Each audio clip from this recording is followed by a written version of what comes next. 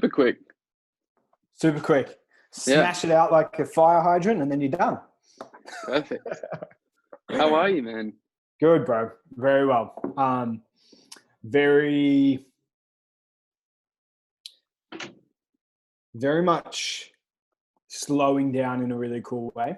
I seem to just have a very, which was very unhealthy, but is now very healthy masculine feminine swing in the sense that I will, for the last 9 months, we've been going real fucking hard at things. As you probably saw with the igniter and the transformer, like it's going nuts.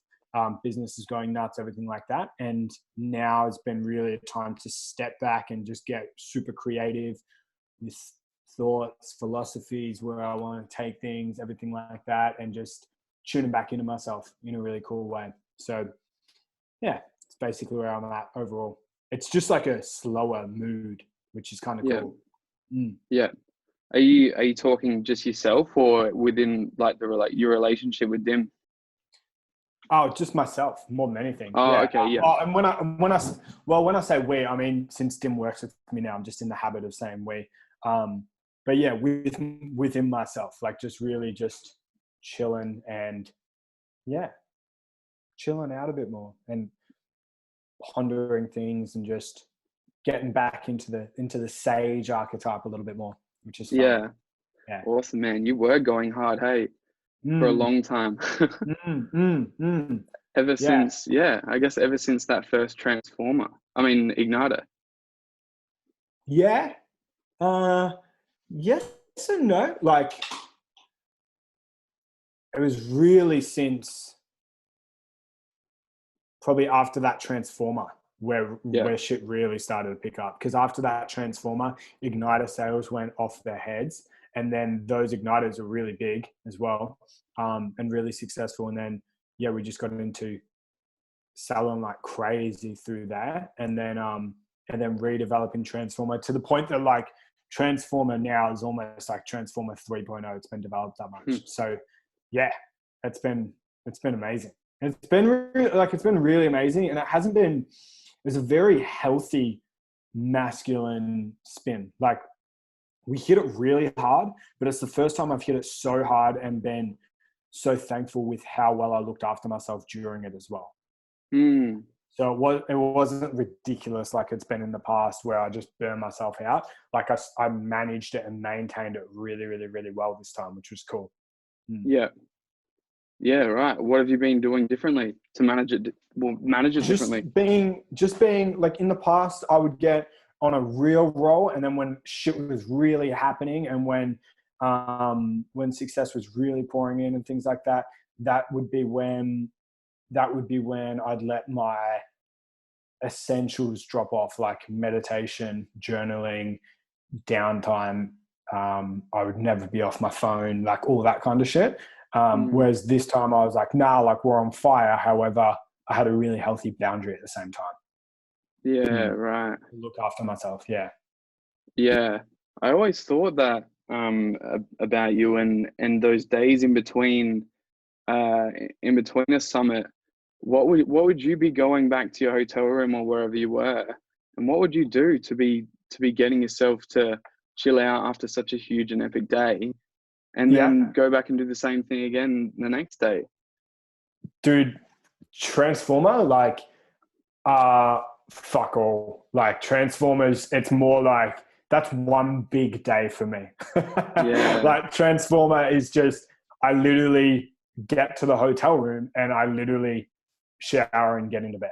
And I'm just like, bang, Hmm. shut to sleep. Um, I found that I'm better off just staying wide and doing the whole thing and then having it all done. I still do like my morning meditation every morning, but I'm better off just staying wide through it and staying super, super, super focused because I know my body and I know my body can absolutely do, well, I know it can do 7 days straight of like very intense work. But what needs to happen in order for that to happen is I need to live like luxury coming into it. And then I really need to recover coming out of it. Like coming into it, Mm. like, especially now having Dim on board, which is like such a blessing. Coming into it now, I'm not doing anything. Like, I am not wanting to focus on anything. I don't answer calls. I'm just preparing myself and nourishing my body, and that's it. And especially, it's funny, we were so excited for this coming up, Transformer, because with this one coming up, we were like, we did an incredible job at automating all of the logistics, and then everything that wasn't automated, Dim had. Yeah. So literally, I have nothing to think about at the Transformer anymore other than performing. And that's like where I need to be to serve. Is that what you mean by living in luxury now beforehand, or do you mean no, I mean, like, before the event, for the like couple of weeks coming into the event or so. Yeah. Just luxury there, in the sense of like just getting massages, going to float tanks, meditating a fuckload, eating the best food that I can possibly get, keeping myself hydrated, exercising, but not exercising to extremes, just like just flow, get a nice place to stay in, just have things sorted for me. Yeah. So that I'm as fresh as I can be to then get into it. Yeah, right. Have you ever gone into them and not been ready, and you've known it? In Transformer 1.0 I have. Yeah. I've got, right. I think maybe just the one, like 1.5, like one where I was like, I wasn't ready for that. And 2 where I was like, I could have been more ready, but it was okay. Yeah. Yeah. Okay.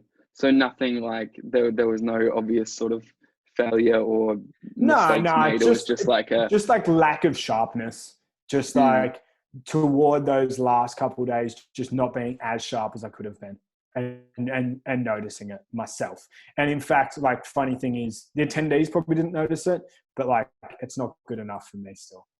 Yeah. I fucking noticed it, and I know that I didn't do it. So that's what it's really about. Yeah. Yeah, I can imagine. Well, you've literally been mentioned in, I think, every podcast so far. Yeah. Did you know that? Are we live, by the way? Is this it? We on? Yeah, man. We're live. I mean, at some point we can do, I don't know if you saw or listened to the podcast with Jacob, but we did like a 3, 2, 1 clap thing. So we can do that. I mean, but have we helped to... Yeah, let's start the podcast, so to speak. Yeah, man, this is it. Yeah. This cool. is all awesome. This is all gold. And obviously everything can kind of be moved around, but it never needs it. Cool. It really never needs all it. All good. I wasn't sure whether you wanted to start at a particular spot or anything like that, but yeah, I'm cool. Whatever you want to do. Yeah, no, this is perfect. I think that last one with Jacob has made it so just like, it's opened my eyes to what works and what works really well, when I would never have like thought to do a remote podcast by choice. But why the heck not? Like, I'm in my own sort of home and space and everything. You're in yours. Like, there's a sense of comfort that 100%. is just already there, when usually you kind of have to make your way there otherwise. Yeah, fair enough. Yeah, cool. Did you want to sync some audio or something, you said? Yep. Yeah, How do we let's do do that? that. So hopefully we're in sync enough to, so we just did like a 3, 2, and then on 1 we both clapped. Yeah. So we did, Is it 3, 2, 1? Yeah, that's it. Let's so do 1, you clap on 1. Cool. So yeah, if you want to count down, man, and then we'll. I'm nervous. No, we gotta get. I'm fucking with you. I remember hearing Jake's. That was so comical. It was awesome. Yeah. All right, ready? It was awesome. Yep. Go. 3, 2, 1. That was a delay. Yeah. That was a decent. So delay. you heard it as well. Yeah, massively. Ready? Let's go try one more. it again. Let's count it together, maybe. Yep. 3, 2, 1. There we go. That was it. Yeah. Oh no. Cool. That didn't actually sound good for you, did it? Oh, it was fun on my end. Yeah. Funny enough. All right. Go from 5, so we get each other's count in sync. If you want to do it again. If we'll try it again. Yeah. Cool. Ready? All right. 5, 4, 3, 2, 1. I gotta figure out a better way to do this. Yeah. Send it off to your sound It'll guy. be Make fine, make man. him happen. Yeah. It'll be all right. It's really not that hard, actually. It's just like, Cool. yeah, it'll be fine. Sweet. So yes, as I said, you've been mentioned in every podcast so far, and that's right. You do exist. We're not all just going crazy and thinking that there's some guru, Oh. God that we're all just like making up. So obviously, this is the opportunity for you to speak to those people yourself, and just a bit of where did it all begin for you as a coach? As a coach. Yeah. Yeah. Okay. Man, it feels like forever ago. And it's really interesting because so I started out like I really feel like the journey began. The journey began when I left school to be a personal trainer. And I'd already gotten my qualifications as a PT, and I was working from like 5:30 in the morning until 8:45, and then I'd run to school, and then I'd go to school and complete school, and then at 3:30 I'd run back down to the gym and then start PT sessions from 4 p.m. onwards until 9 p.m. Yeah, and I'd get home, sleep, and repeat. And it was always in our family. It was always like, look, everyone's got to finish year 12 in our family to make sure that we've got the best opportunities, kind of thing. And once I was doing that, I was making good money, like an okay money between just that morning and just that night. And it was just like, to mum, it was like, do you see this little like inconvenience thing in the middle? Like, we need to get rid of that. And she's like, yeah, okay, cool, we'll make an exception. So got rid of that and then became fully booked as a PT.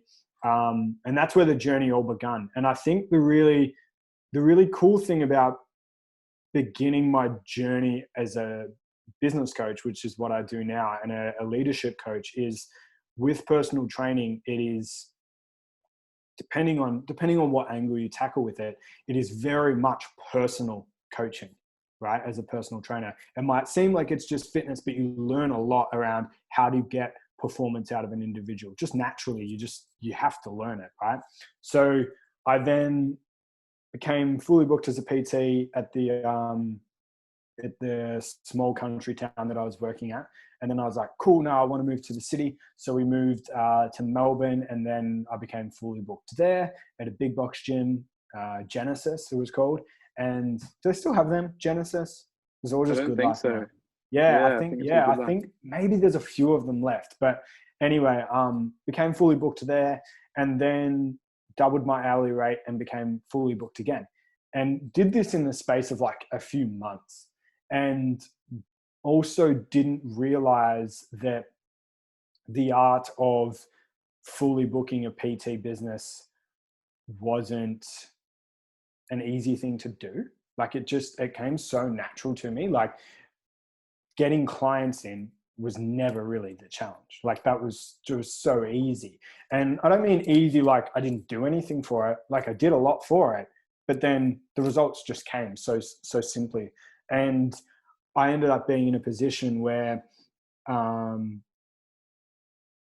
enough, I got into a position where I was very much in the headspace of like, cool, work really hard while you're young and get ahead, and basically fuck your whole life up so you can get some money and then be ahead later in life, right? I was in that mindset of like chase the career, like a lot of people get into. And I ended up working 16-hour days throughout the whole week. And then, Dim came home one night and she's like, I can't be with you. Like, I can't be with you like this. This is, I don't feel like I have a partner at all, right? And it was because I had just become obsessed with more work.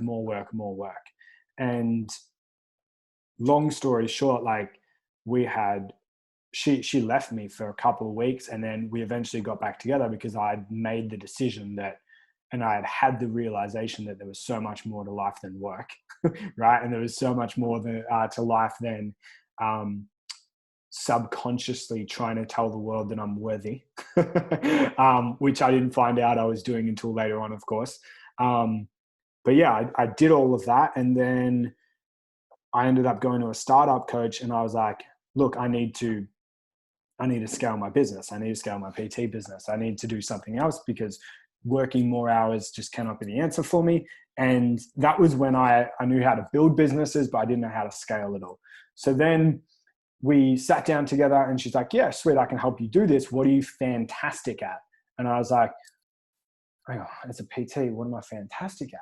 And that question rocked me for ages. And I was wondering for a long time, I'm like, what is it that I am fantastic at? And she's like, is it nutrition? Is it working with a certain type of client? Is it something to do with training? Is it strength? And I was like, no, it's not. Like, I'm really not sure what that is. And she asked an incredible question, which was, all right, if another PT was to ask you for advice, what would they ask you for? And I was like, oh, like that happens, but it's weird. Like they asked me how to like get more clients in and shit like that. And she's like, got it. She's like, have you helped them before? I'm like, yeah, I've helped a few people on Skype calls and things like that. And she's just like, cool, how'd that go? And I'm like, oh, actually, we're like, yeah, one guy generated like $1,000 in sales the next day after a call. And like, he's been really crushing it since and everything like that. And I'm like, why are you asking? Like, what are you getting at? Like, why are you asking? And she's like, you know that that's not normal. Yeah. She's like, you know that it's not normal that you can literally market and sell with an 80% conversion rate and market and bring in all the leads that you ever sort of need. Right. And I was like, huh. And she's like, you've got to coach PTs how to grow their businesses. And I was like, fuck. And it was really funny because it was something that I had just thought of in the past. I had thought about like, oh, that'd be cool to do one day. And it was something that I think deep down I obviously had a yearning for. Like I obviously knew that eventually it was going to come. But either way, when it was brought up and when it landed, it still felt like a massive aha moment. And so what I started to do is, firstly, I had a lot of imposter syndrome. I'm like, who am I to be a coach to PTs? And she was like, just coach them to do what you have done and nothing more than what you have done. And I still stand by that today. I think that is the best philosophy. Every coach should be following that. So I would teach people to get their businesses to six-figure businesses because I had done that. And I would get them to become financially stable in their business, which I had done, and blah, blah, blah, blah, blah. So I started coaching PTs, and that eventually expanded into, and I think I'm best to just give the rest of the outline now. We can come back to certain parts if we want to. But from there, it eventually expanded into coaching all different types of coaches and then all different types of business owners and leaders in general. And now, for me, more than anything, and you've heard this, and anyone that's been to my events have heard this, now more than anything, I'm obsessed with the ripple effect. So I'm obsessed with, yes, coaching an individual that has a business or that is leading in any way. I'm obsessed with coaching them, but not for their success and their success alone.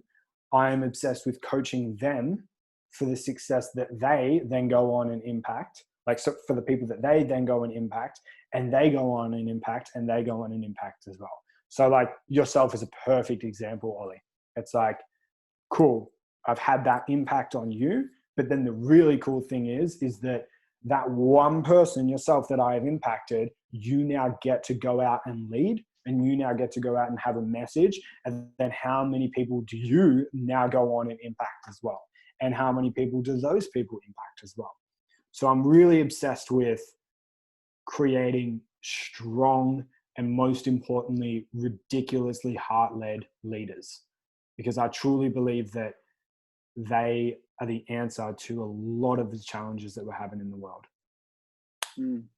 Yeah. Incredible. Yeah. Thanks, Yeah. man. That's really cool. So there were a few things that I want to touch on there. Absolutely. Like, we've got to go back to a few things for sure. Yeah. Let's just get it out and then chop back in. No, that's perfect, man. Thank you. Cool. When did it become not only just helping that personal trainer Mm. for themselves, but then take into account that ripple effect. When did it, or had it always been that sort of like how you can help someone help someone? Mm. I'd like to say that I always thought it was about helping people help people. But that was an intellectual thought, but it wasn't deep down the truth, you know? Mm-hmm. So I got to a point where I had a really successful business model of coaching personal trainers and helping them build their businesses. And I was working with personal trainers and some online personal trainers as well. And this, like, that side of my business was like a multiple six-figure business. And I was helping these PTs go from like $400 a week to 4K a week in income. Like, the success was fucking great, and it was so rapid as well. And it was just really, really cool. And then they were really, really happy. And then I started to notice, like, I had one guy in particular who I was aiming to, like, say to him, like, cool, we need to start innovating your services so that they're even more effective and people are more satisfied. And this person was like, nah, dude, I need marketing tactics. Like, I need to get more clients in. Like, I've lost more than half my clientele. And I'm like, if you've lost more than half your fucking clientele and you think that the answer is marketing, like, you actually need to start asking yourself the question of, why have you lost half of your clientele? Why are half of your direct debits bouncing? And why is your success rate so minimal? And it took one client sharing with me what was going on, where I just felt, honestly, at first, I felt into a lot of guilt, because I was like, I'm helping these guys build their business, but I don't know for certain that they are actually providing incredible services and that they are actually impacting in their business. So, like, what am I actually building here? Am I even helping these guys build their businesses for something worthwhile? Or is it just so that they can celebrate that they've now got, like, money to spend on Lamborghinis type of thing? Mm. Right. And I remember battling with it for a bit, and battling with these clients and being like, trying to get them to, like, fucking understand that it's about so much more than just themselves, and that the money is not going to make them fucking happy. Mm. And I can say that because I've been in financial situations where we're eating sweet potato and tuna because it's all we can afford. And then I've also been in financial situations where we've been very financially abundant, and the happiness thing's got nothing to do with either of them, as we all are told, but sometimes need to experience before we actually embody it, right? So I was trying to say this to our clients, and then one day I found myself, like, working on my business and really getting after it. And I'd been up since, like, early in the morning. I was going about it, and I'd make Dim a coffee every morning before she went to work, like, just a takeaway coffee. I'd make her coffee for her, and she'd go to leave, and she could see that I was really busy. And on this particular morning, and she's like, oh, do you have time to, and she's like, oh, actually, no, don't worry about it. Like, never mind. And she'd, like, become sort of timid, because she could see how in my work what I was. And she'd become too timid to ask me to simply make her fucking coffee, which is something that brightens her day so much. And I'd put out the energy that showed her that she wasn't even deserving to ask for that. And in that moment, it was like this huge epiphany where I was like, I am running this business. I'm running this coaching business. So fucking this guy can make a few more $1,000 this week. And I'm doing so much hard work. And I don't even, like, perceptually have the time to make my own fiance a fucking coffee in the morning. And I'm like, if I am working this hard, I am not working another day this hard unless I'm doing it for something truly impactful for the world. And it was like, in that moment, I'm like, done. I just felt so bad. I'm like, what the fuck am I even doing all of this for? Like, these people are building businesses and it's great and they're happy, but I want to see the world change. I want to see the ripple effect happen. I want to see that if I work with 10 people, they go impact and change the lives of 1,000 people, right? So that now what we're doing is actually so impactful and so good for the earth as well. And I think as well, it was like that combined with, I'd got my scuba license recently. So I've been doing a lot of scuba diving and seeing the ocean, seeing the beauties of the ocean, and then also the destruction of it.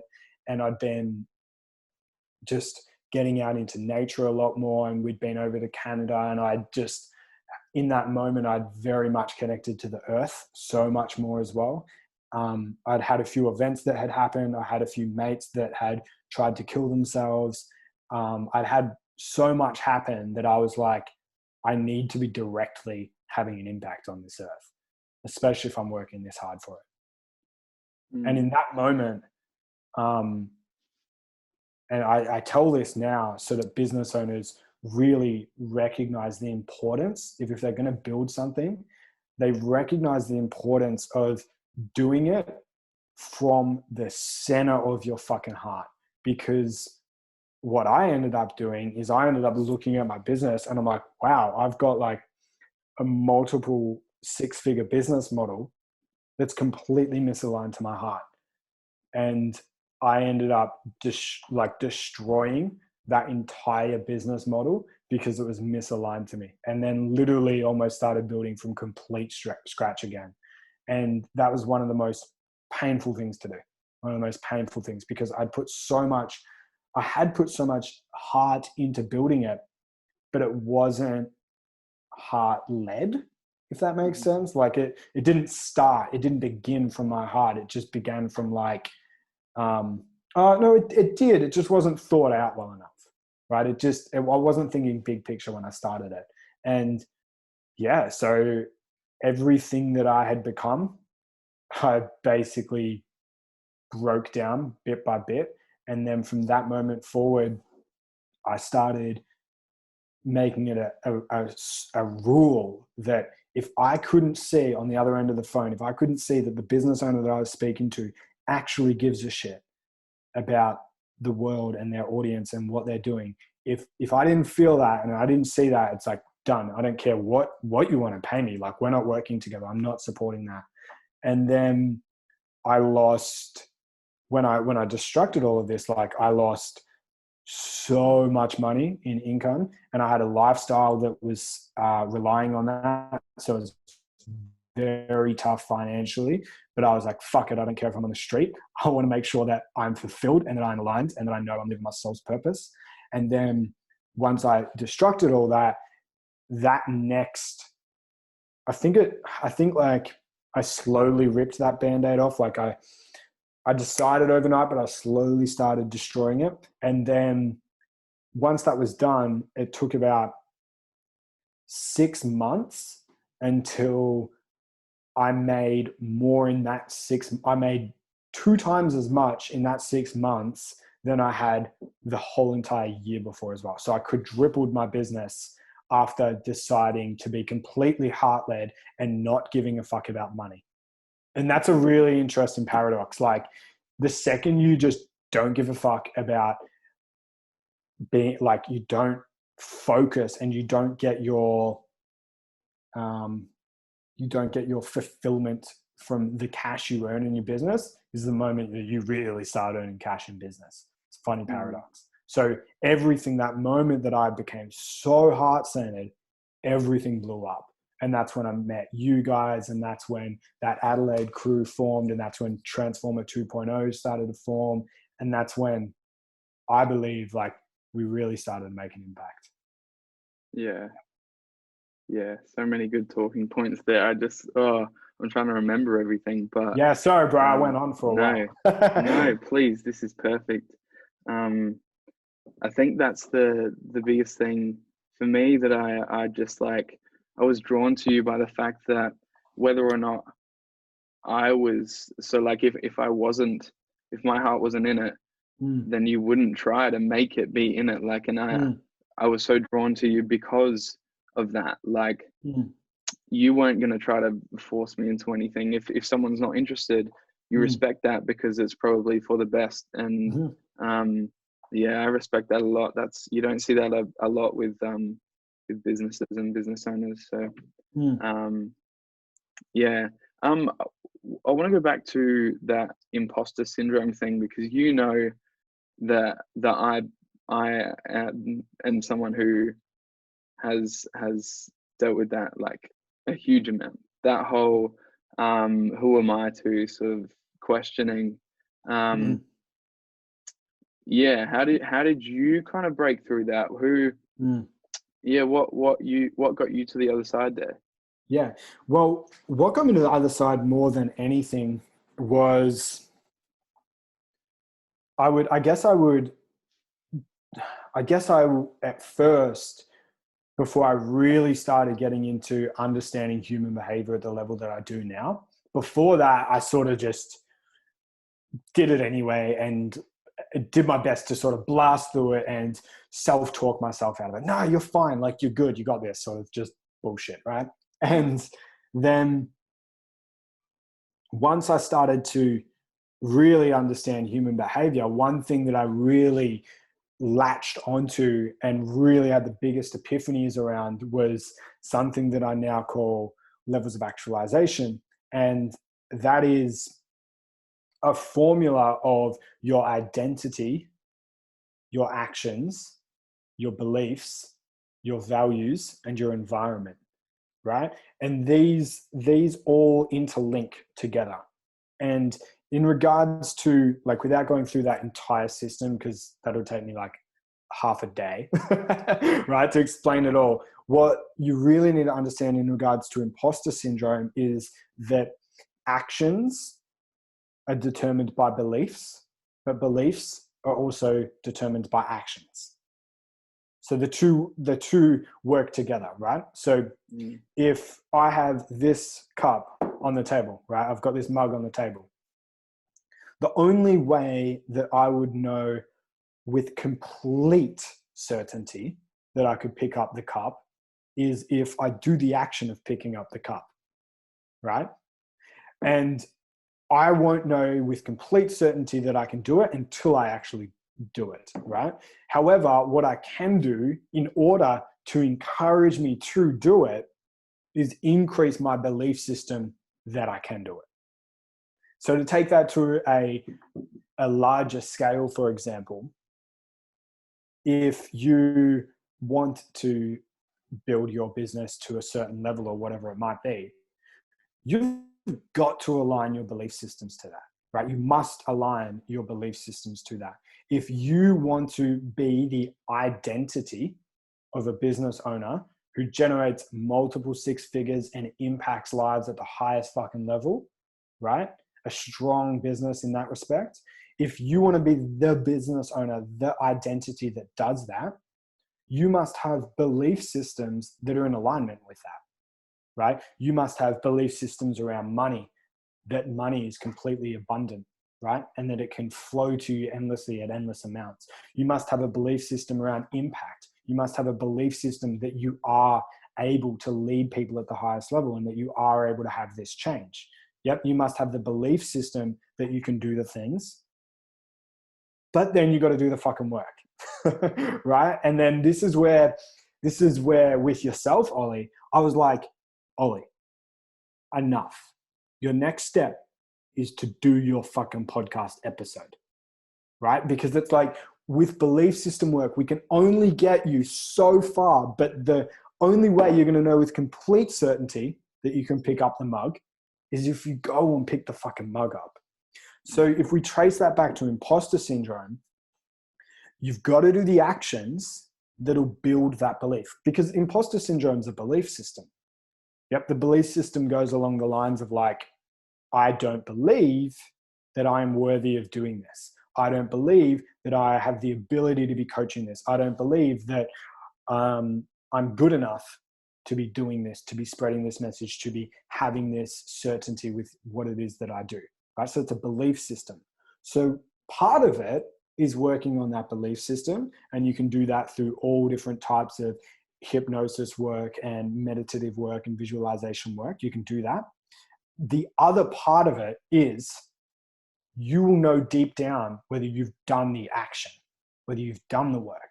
So you can't lie to yourself. If you are teaching people how to grow, for example, if someone's teaching, I see this a lot, someone teaching people how to create a 10K a month business and they've never done it themselves. Of course you're going to feel like an imposter, right? You haven't done the work. You haven't done the action yourself, right? Or if someone's coaching someone to build a 10K business and they've done one 10K a month business and they've done one 10K a month once, but it was based off like a product launch or whatever it is. Yeah. And then now like build a 10K a month business and live the freedom. It's like, you haven't done that. Like you haven't done that consistently, and you know that your actions are a lie in respect to your beliefs. Mm-hmm. Yep. So it's like, you got to do the work. And that was something that stuck with me like crazy. Out of one of the first real personal development things that I did is I brought imposter syndrome to it. And they're like, you just haven't done the fucking work. I was like, what do you mean?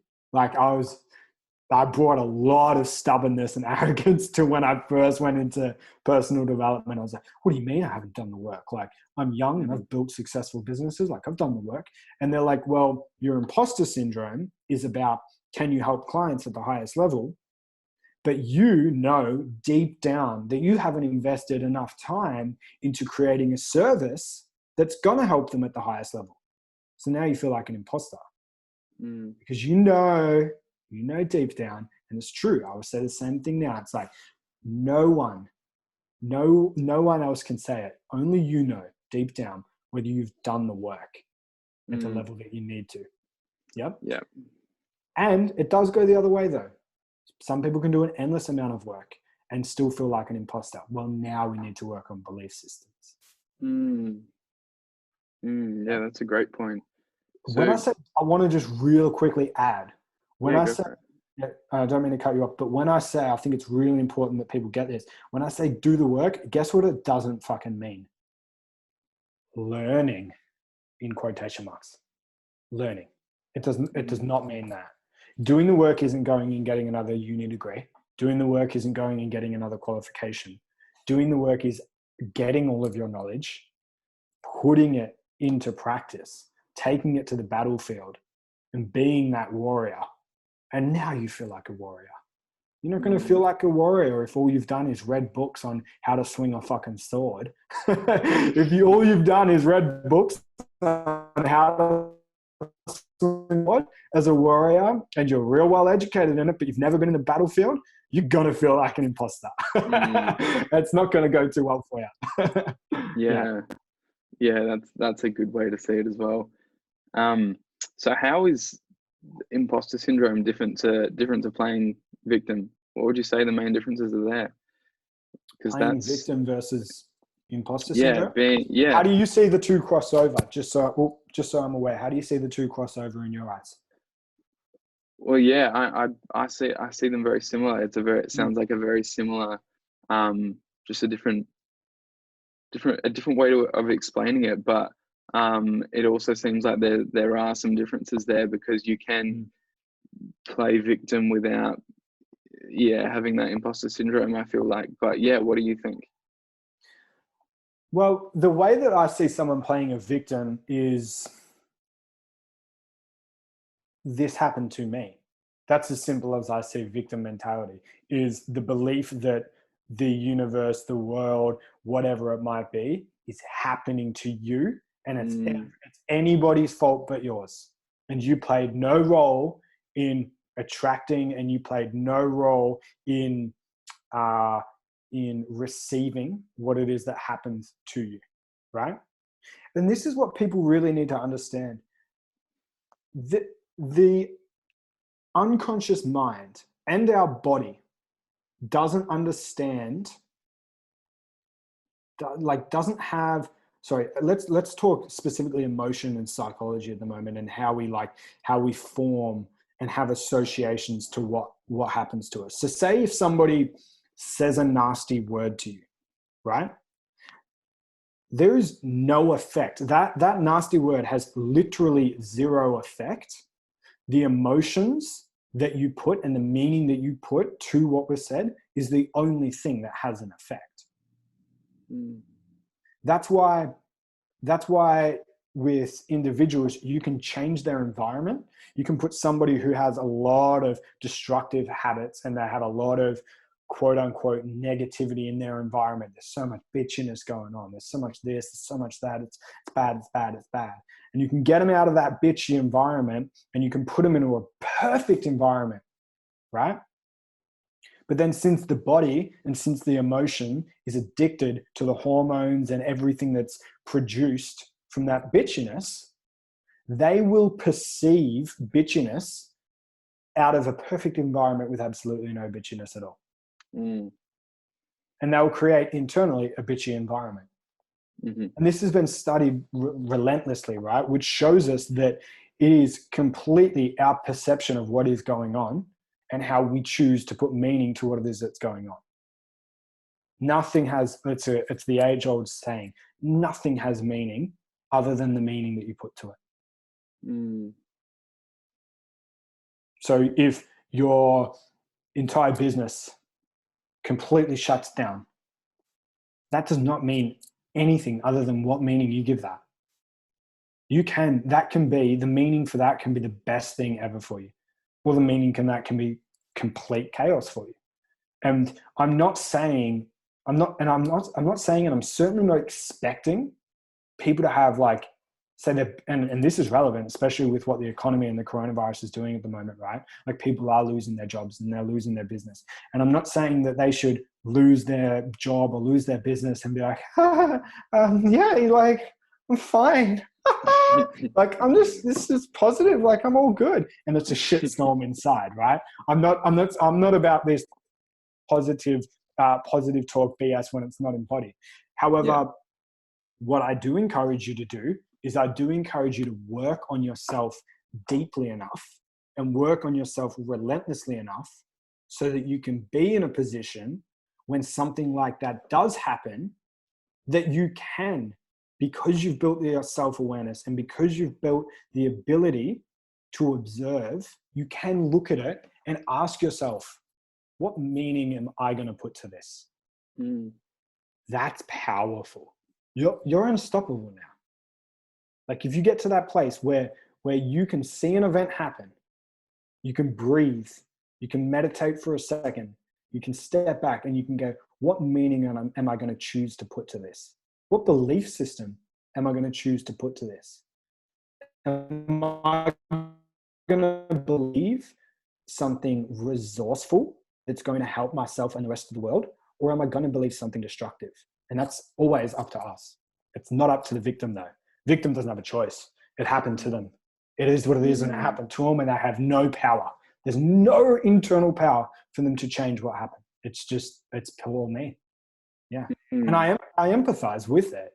I empathize with it. And that's something that I do have to make very clear is that I have really done the work to get to where I am. I have bawled endless tears of working on myself to get to where I am. I have had suicide and depression so closely in my life, and I have had pain and suffering so closely in my life, so I can empathize with it. And I've been a victim in my life as well, 110%. So I'm not putting it out there as like this, well, just don't do it. Like, don't be a victim. Like, it's not about just that. It's not easy, but it is doable. Yeah. It's not easy, but it is doable. And we need to, I believe if anyone really truly wants to change at any level, this is not just for business owners, but for everyone. If anyone truly wants to change at any level, they have to commit to the fact that they can. Because without that, they're going to continue to find answers that support their old belief system, which is that they can't. And that's basic neurology. Our mind will naturally have that confirmation bias, right? Where it wants the evidence to support where they're currently at. Mm. because their ego more than anything, everyone's ego in every human, everyone has one. Their ego more than anything hates change. So it's like we will do whatever we can Mm-hmm. to keep that same belief system. Yeah. So for those who are in that sort of victim mentality, but obviously they could come to you and have you guide them and coach them. But what are some daily practices that people can take on to help with that sort of mindset? Like,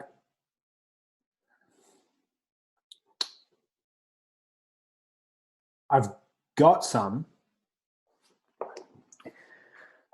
However, what's most important as well, and I'll go through them. However, what's most important as well is that they really truly make the decision to throw themselves into insane levels of personal development. Because, and I know that hearing that can just sound so disgusting, because it's like, that is so impractical. However, here is what I've seen consistently, and here is what the science shows.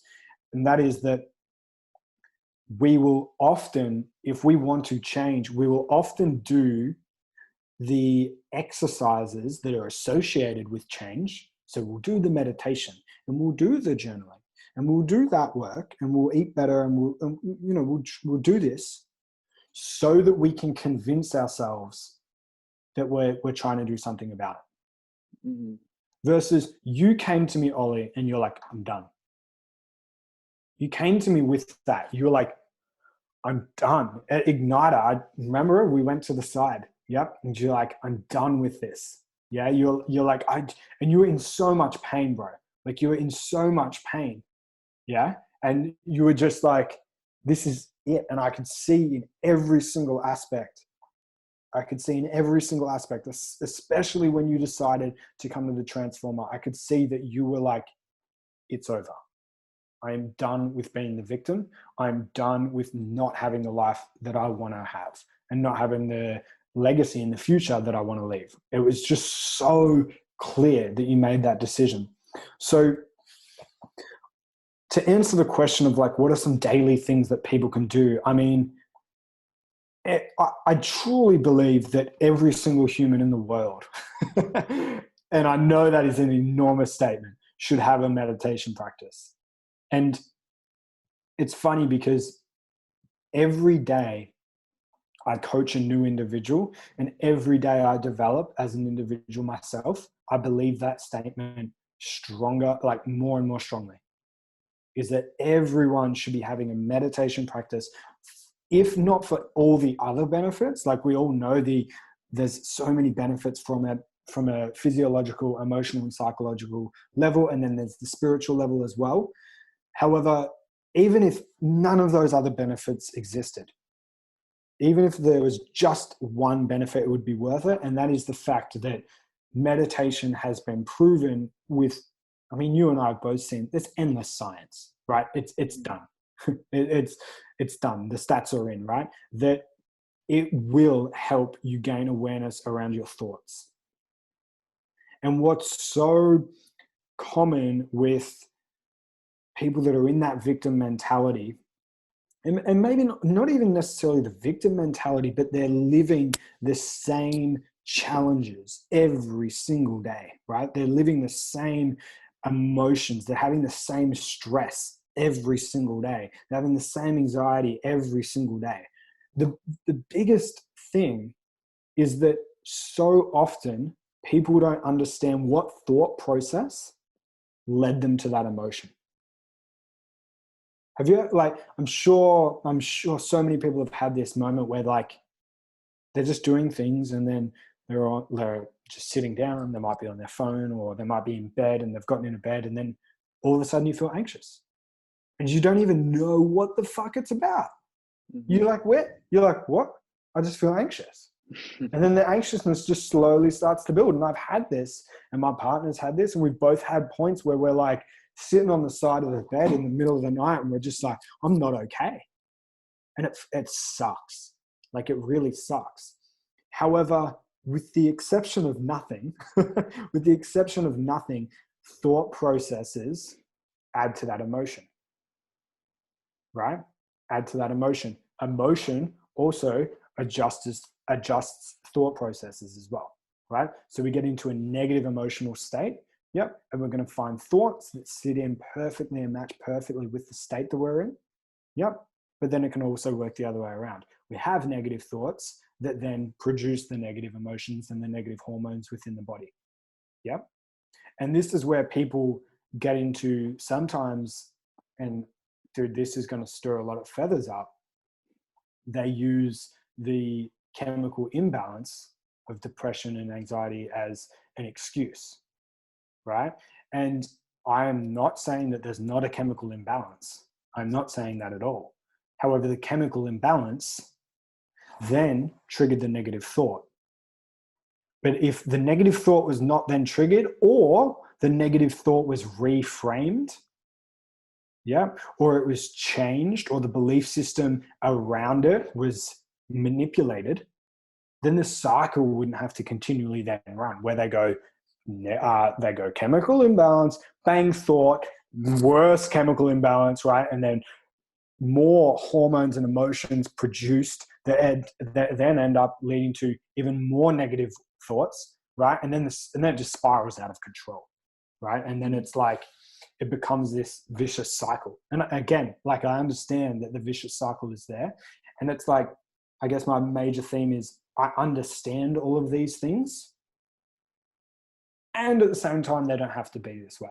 I truly do believe that. Mm-hmm. So you would say that it's mainly breaking that cycle that will enable kind of starting to make positive changes. You just got to break that cycle. Absolutely. Absolutely. So yeah, I didn't quite finish linking that back to meditation. It's like, so you've got these thoughts that are coming up, and next minute we find ourselves in bed at the middle of the night. We're like, don't even know what the fuck's going on. I'm anxious. I'm a mess. Right. And the reason that has happened is we have had unconscious thoughts that have then led to that.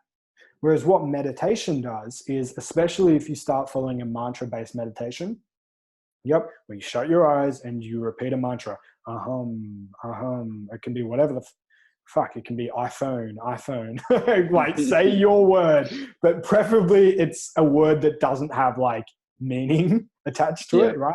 So you're saying and then what ends up happening, and this is where people usually get frustrated and give up, unfortunately, is you goes, I'm wondering about that client that I have. That client, they're not super happy. And I'm like, there must be, fuck, I lost the mantra, right? And then like, mantra, But that is evidence that you just did it correctly. Because guess what? You lost the mantra, thought, and then had awareness that you were thinking, and then came back to the mantra. So when people are like, I can't meditate, I just end up in a pool of thoughts. And then I'm like, then what happens? And then they're like, then I realize that I'm thinking, and I'm like, bang, done. Like, that's the benefit. Like, that's it. That's the fucking thing. Yeah. So then what ends up happening is you go about your everyday and you're starting to go like, you slowly feel something bubbling up, a little tiny bit of anxiousness. And then you're like, oh, I'm thinking about this.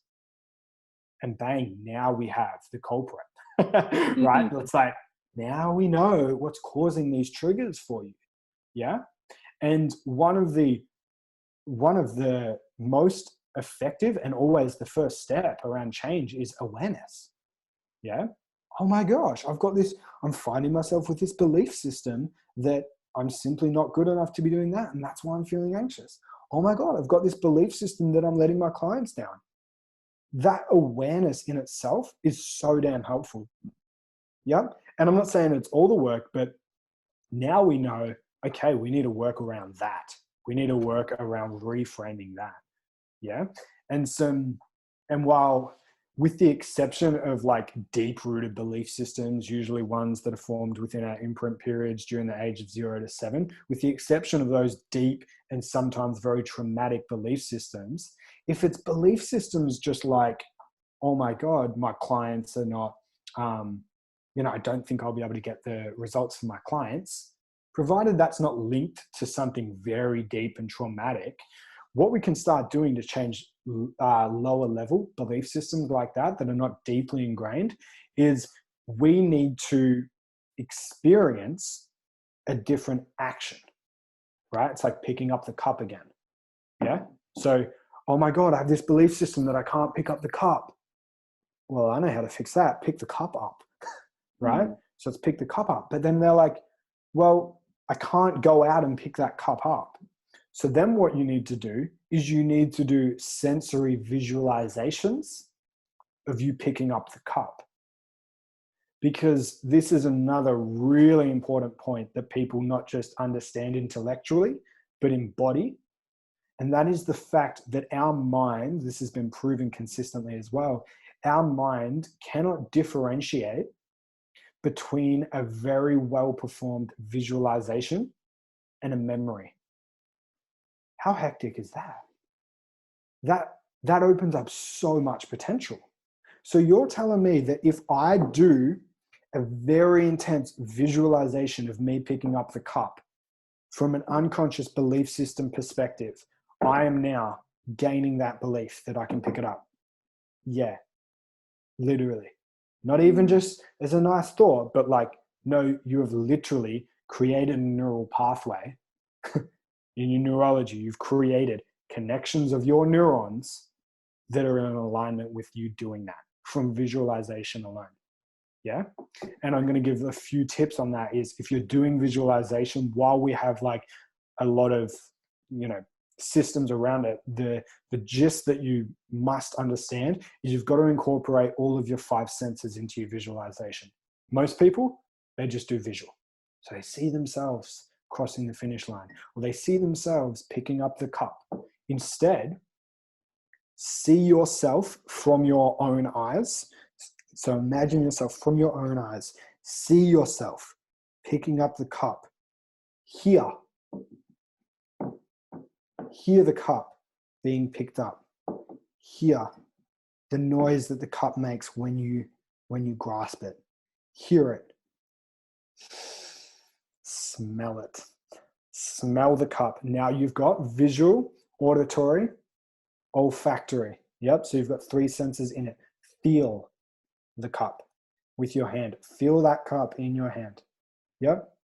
Smell that cup and then taste that drink, right? And you start visualizing any goal that you want, any new belief system that you want with intense visualization of all 5 senses. Visual, yep, visual, auditory, olfactory, gustatory, and kinesthetic, right? You incorporate all of those 5 senses and your mind, after time, believes you've already done it before. So how do I know for certainty that I can pick up the cup? Because I've done it before. And that's where we can really start making change. Huge levels of awareness through visualization, through meditation, and then noticing belief systems, noticing areas we can work on. If it's lower end belief systems, if it's a business goal, whatever it might be, train your brain to have done it already. So how would you relate that to someone like myself, or just to give an example, or someone, because obviously PTs, like trainers, have been hit hard amongst, everyone else, but someone like that in that position, or myself, can you give a bit of an example as to, Go what yourself, sort of... brother. Go yourself. What's happening for yourself? No, I'm saying, could you give an example as to how, someone could have that sort of visualization with all those senses, doing something like what I'm doing.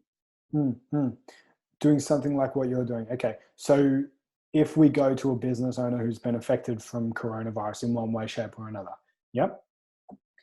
What you've got to do is you've got to balance out. Like you've got to firstly think of the balance of belief systems and emotions right now. Okay, on this side we have fear, for example. On the left side we have fear and all the shit that we don't want. Yep. And then on the other side we have everything that we do want. We have our desires and everything like that. Okay. Now think from an input perspective, from what we are allowing into our brain. Think from an input perspective, what is getting flooded right now, right? Fear. Fear and what we do not want, right? We go onto social media and people are talking, oh no, this is going to happen. And, oh no, then the economy is going to happen. And we speak to certain toxic friends and they're talking about all the pain that's happening and they're talking about all of these things or whatever it might be. Some of you might not be in that at all. Totally fine, right? But then what ends up happening is we check the stock market and it's going down again, right? And we check the news and all of this. So we've got all of this input coming into our mind, yeah? Is producing the emotions that are going to be in alignment with, I dare say, not resourceful thoughts, right? So we've got that coming in. And then I want to ask, even if you're like, yeah, cool, like I've been completely minimalist with it. We don't have the news on. I don't buy into any of that. That's what we do. And I'm sure there's heaps of people that do that as well. Fantastic. But now what you have is you have a neutral scale though. So where are you flooding it into your favor? Where are you flooding your brain with the story that'll give you what you're after?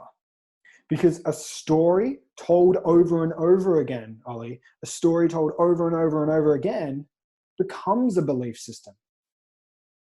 So if you've said to yourself, you're like, fuck, even if you're not saying the business is going to crash, but you're thinking about the business crashing, yeah?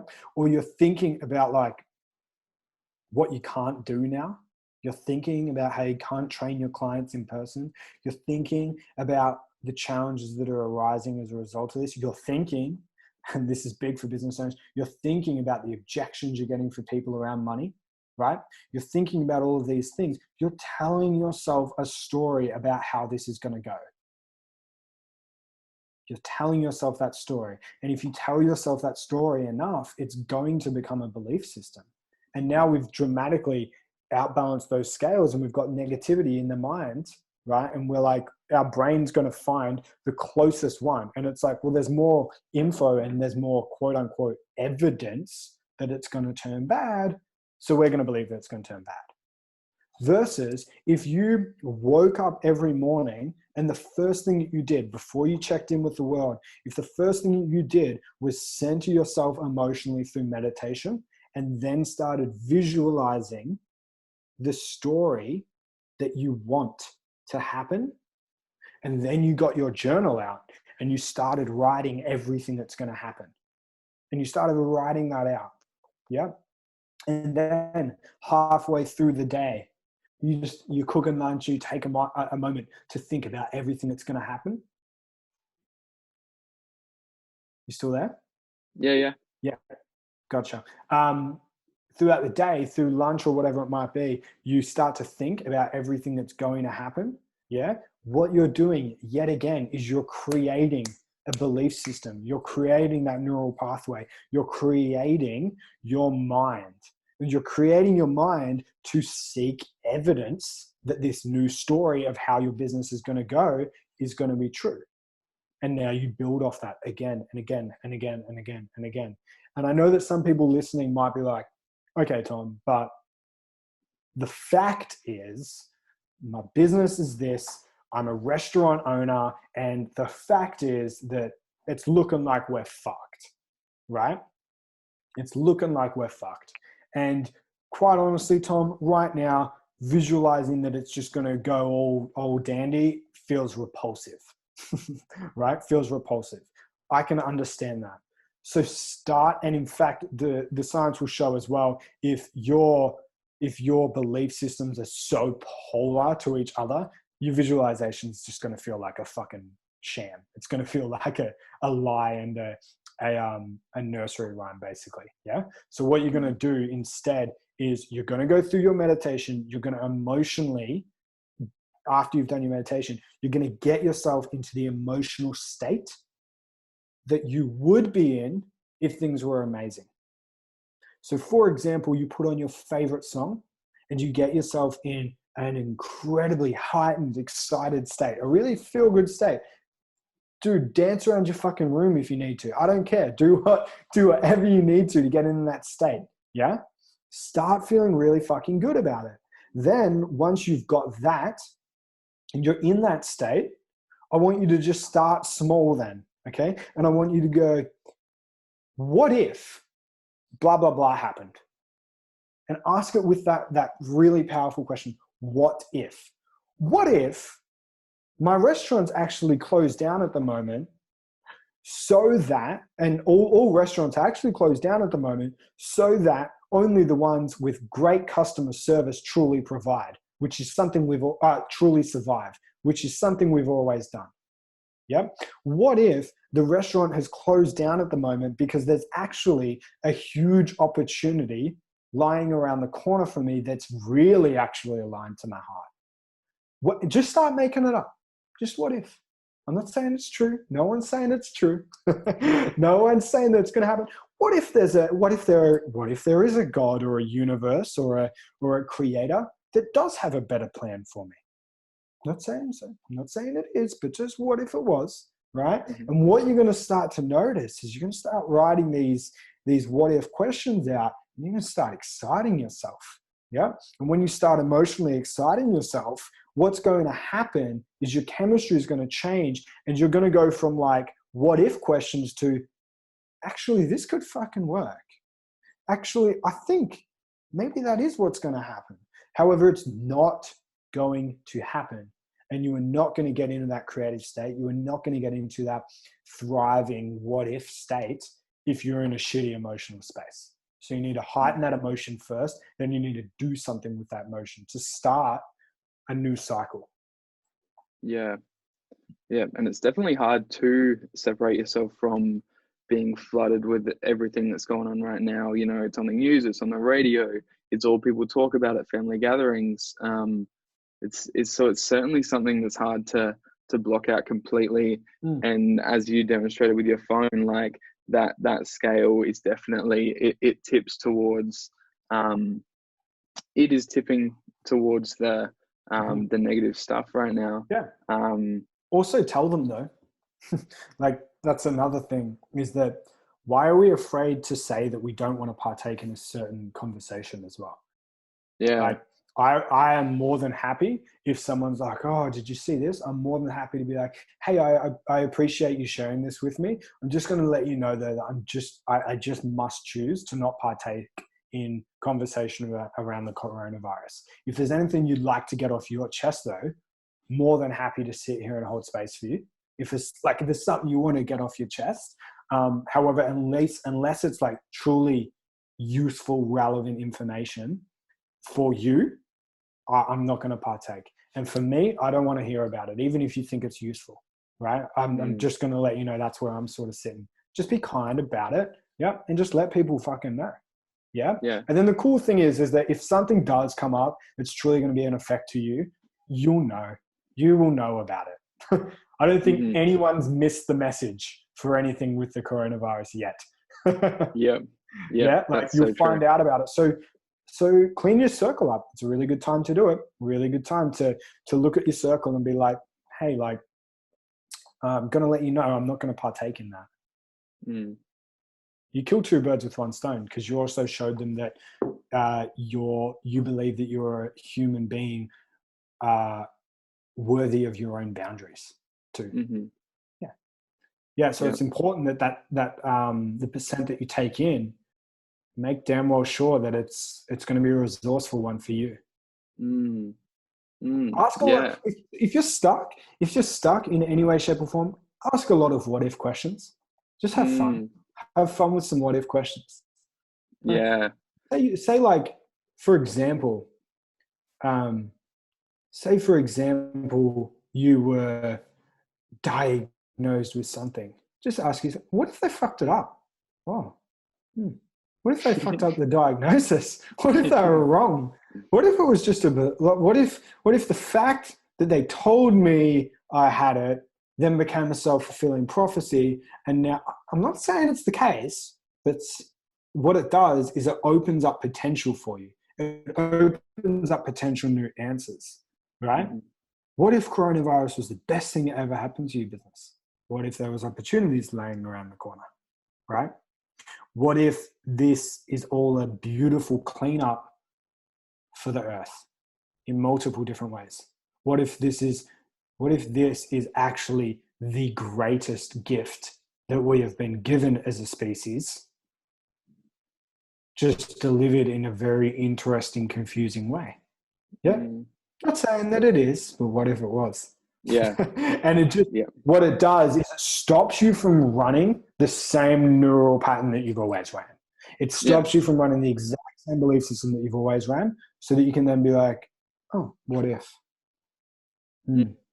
Yeah, I've been doing a whole lot of what if sort of journaling lately. It's been really effective for sure. Yeah, beautiful. Good to hear. Yeah. So being a coach in your field, then what have your biggest learnings been at this point in time and throughout all this? Wow, what have my biggest ones been? Wow. So or otherwise, your biggest unlearnings? My biggest unlearnings, or my biggest learnings? Let's hear both. Yeah, okay. Oh, man.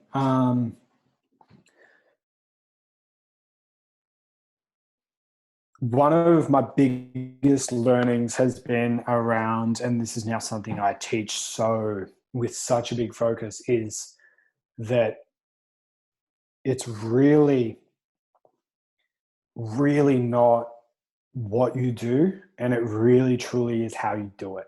Yeah. Like we have the most advanced marketing and sales systems, right? And we always keep our marketing and sales systems very advanced, and we always keep our advanced and up to date, and we always keep our business growth strategies advanced and up to date and relevant. However, they're just systems, right? And they're important, because if you don't have them, then it all falls apart and it's just mess. However, they're systems, and a marketing system, the success doesn't come from the marketing system. The success comes from how you implement the marketing system. Okay. So for example, I could say, all right, during this phase of your marketing process, you need to start implementing illumination-based content, right? And I know that might sound like, what the fuck? It might sound like a different language, but just an example, okay? I need you to start producing X type of content, and it needs to be in video form. Oh, okay. But then you get on camera, and then as you're expressing your marketing message, you're not truly aligned with doing that. And you've got some belief systems, or you're a bit nervous to be on camera, or you're feeling a little bit of apprehension around this, or it just doesn't feel in alignment with you, it doesn't sit well with you, or whatever it might mean. Do you know what will then happen is you'll have the perfect setup for your video. Yeah, it'll be all perfect, and you'll be just like, so, and you'll start speaking, and then what will happen is people will start to notice unconsciously. They won't consciously What will start to happen is they'll unconsciously see that you shrug your left shoulder consistently, or whatever it might be. They don't consciously notice it, but unconsciously they get the message when they're watching your marketing. They're like, something seems off with this guy. We've all seen it in marketing, have you not? You see businesses and they're advertising, and you're like, nope, vibe ain't there. And we translate it as a vibe. We're like, oh, he just has an off vibe. Well, make no mistake, there's actually a particular behavior that he's running that you are unconsciously absorbing, but then consciously you're like, don't get a good vibe here, right? And what you're seeing is someone follow the strategy, and they're following the marketing tactic, for example. They're doing it. What they do is correct, but how they do it is not effective. Yeah. So, and that's why I've got a big focus on working with leaders on their business growth, but also massively working on their mindset. Yeah. Because if they don't feel so fucking passionate about their business, if they don't feel so excited to deliver this video to someone, not hi, I'm so excited to bring you this next 12-week course. It's no, it won't work, right? Instead, unless you're truly excited about it and truly aligned to it and asking for it, the tactic won't mean anything. It'll be simply that. It'll be a tactic. Yeah. And the same thing is with sales. If you go to sell an idea to someone, if you, for example, go to sell the idea of interviewing a certain person, right? Whatever it might be, it's how you go about doing this and who you be, like who you're being as you do it, that's going to make all the difference. Yeah. So you do a sales call with someone or whatever it might be, and your tonality. Yep. Where your tonality is very like, yeah. So, what is it that you're, it's like, you're done. You're done. It doesn't matter how good your script is. It doesn't matter how good the strategy is. So my biggest learning has been so much about, you got to get the leader optimal first. You got to get them so optimal first. And once they think they're optimal and they don't need to optimize, is exactly when they're not optimal and exactly when they need to start optimizing. And what I mean by that is, if we ever feel as though our personal development journey is not needed right now, that in itself is a very big red flag that it's needed more than ever, because we've got an ego about it. Yep. And we're now the knowers, aka the one that doesn't know. So that's been a big one. Another really big unlearning, kind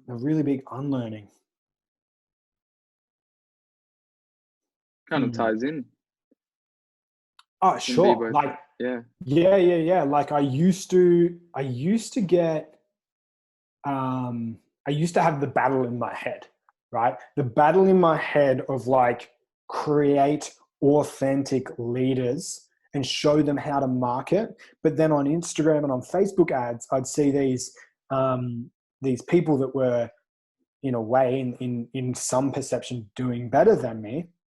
And they would be like, no, it's this secret marketing funnel. And then once you implement this sales strategy, they will then get drop sold into this and blah, blah, blah. And if you just have that formula, and there was a part of me in the past that would be like, maybe there is merit in that. Like, maybe it is about like creating a real like strategic and what I now call manipulative and tacky and gross marketing strategy. Maybe that is the answer to growing the business to the highest level. Right. And that would be like a battle in the back of my head, even when consciously I would never have said that. I'd be like, no, I know. But like, it was there a little bit. So now it's like, I've played that game for too long, and I know what works. And I've, more than anything, and this is the imposter syndrome thing coming back again, more than anything, I've done the work and I've produced the results. I've put the people through the transformer. I see the incredible results that they get. I know, like, just being honest, I know how good I am at what I do. And the only reason I know that is because I've relentlessly done that work. However, I feel like there is something in that. What's been the biggest unlearning? I feel like there's something there. I'm not sure what it is just yet. That's all right. Biggest. Think on it. What have I unlearned? Like, so something that like I learned in the past, and now I've had to like, oh, actually, no, that's not true. Yeah. Something that maybe was holding part of you back a little bit.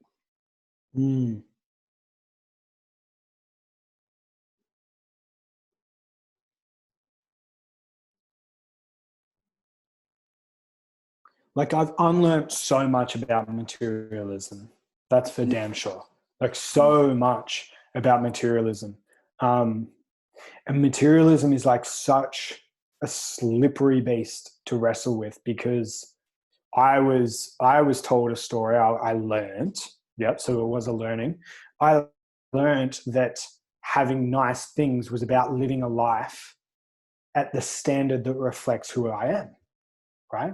So it was about treating yourself with respect, having nice $180 shirts because you're worth $180 shirts kind of deal, right? And having these nice things and having the nice car and having the beautiful apartment and having all of the nice things and the high quality stuff because I'm a high quality human, right? And it's alignment. That was what I learned, is that it's all just alignment, right?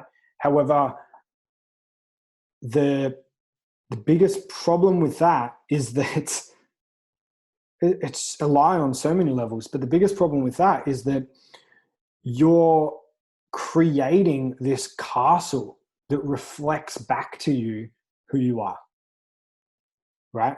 That reflects back to you who you are so strongly that you can't even reflect back a different image, right? So it's like you've built this high quality thing, yep. And then I'm like, it financially doesn't make sense on so many fronts. It financially does not make sense for me to have this Mercedes-Benz anymore. This new Mercedes-Benz that I bought straight out of the showroom, right? Financially, it doesn't make sense to have that anymore. Oh, but that's right. That's who I am. Sorry, I'm a high-class person. Sorry.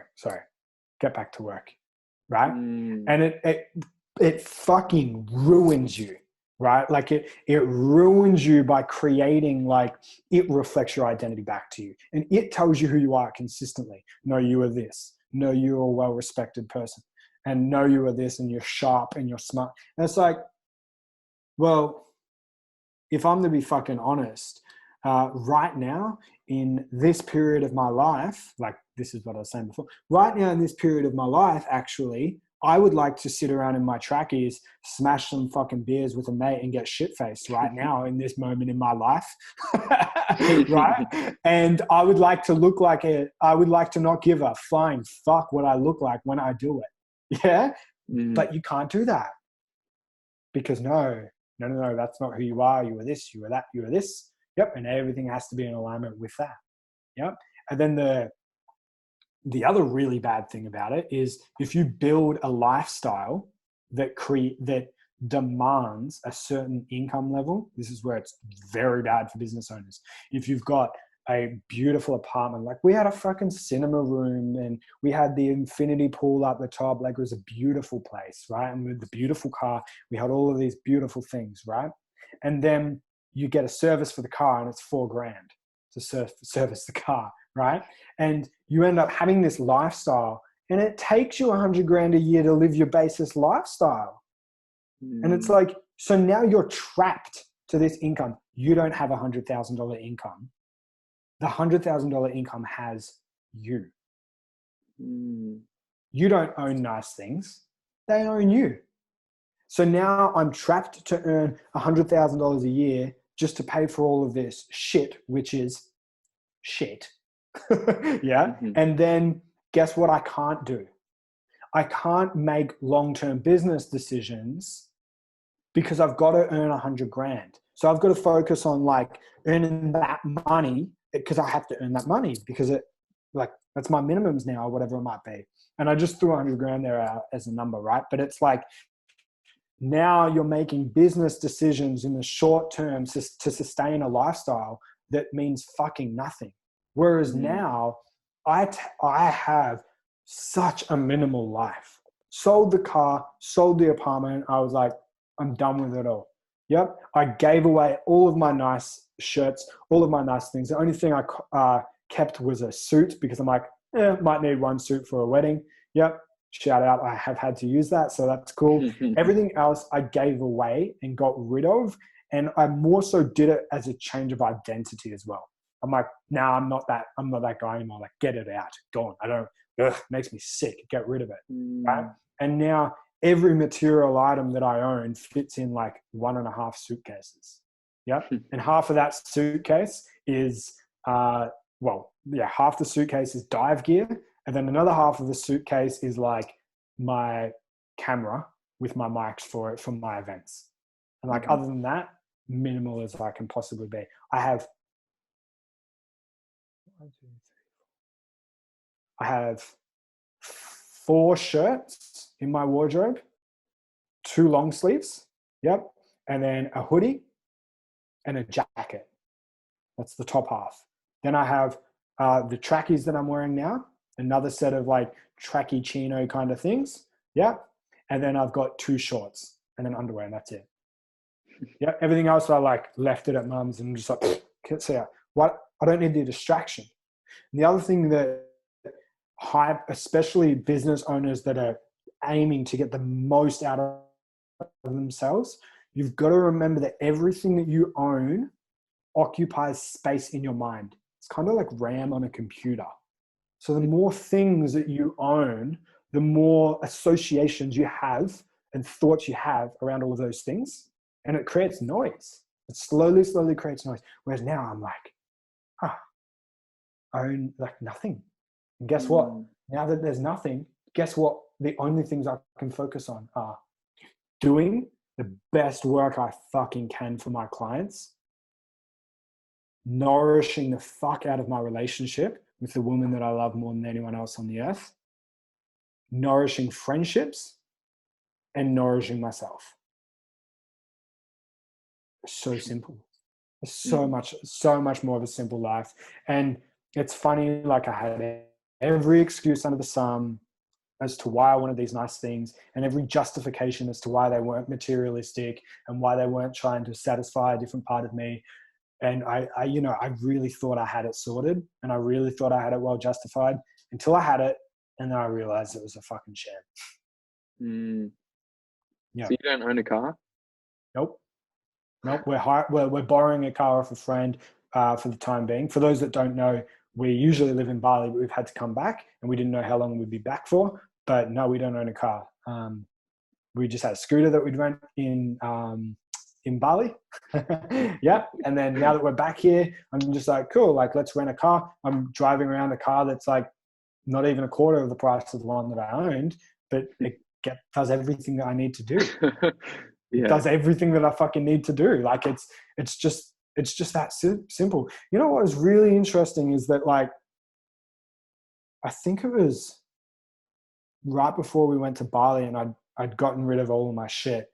And a friend, God bless her so much, she lent her car to us for 2 days when we really needed it.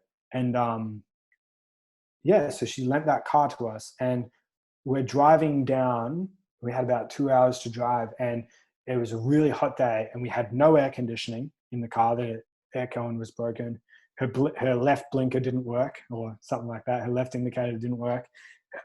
She had no Bluetooth in the car. Like, it wasn't a really nice car at all. Like, it was borderline unsafe to still be using. It was that old, right? It was very old.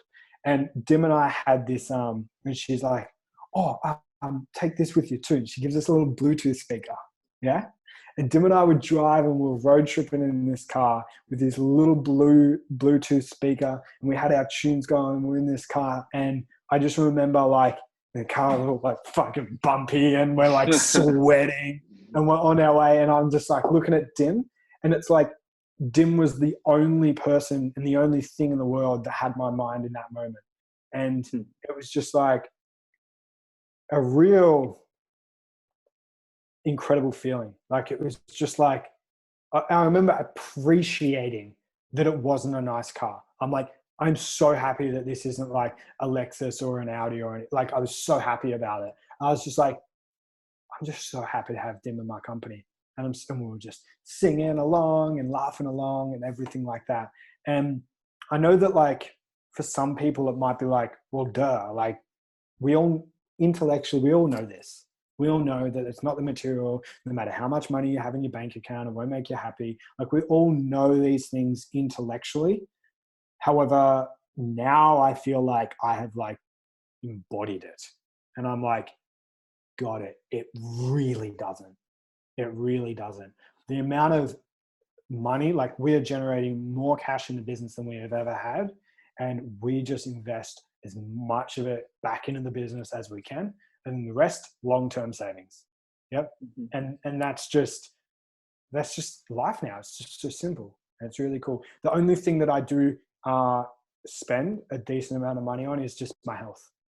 Like, that's it. Yep. It's like, that's a non-negotiable for me. Doing my best to eat as organic as I possibly can is a non-negotiable for me.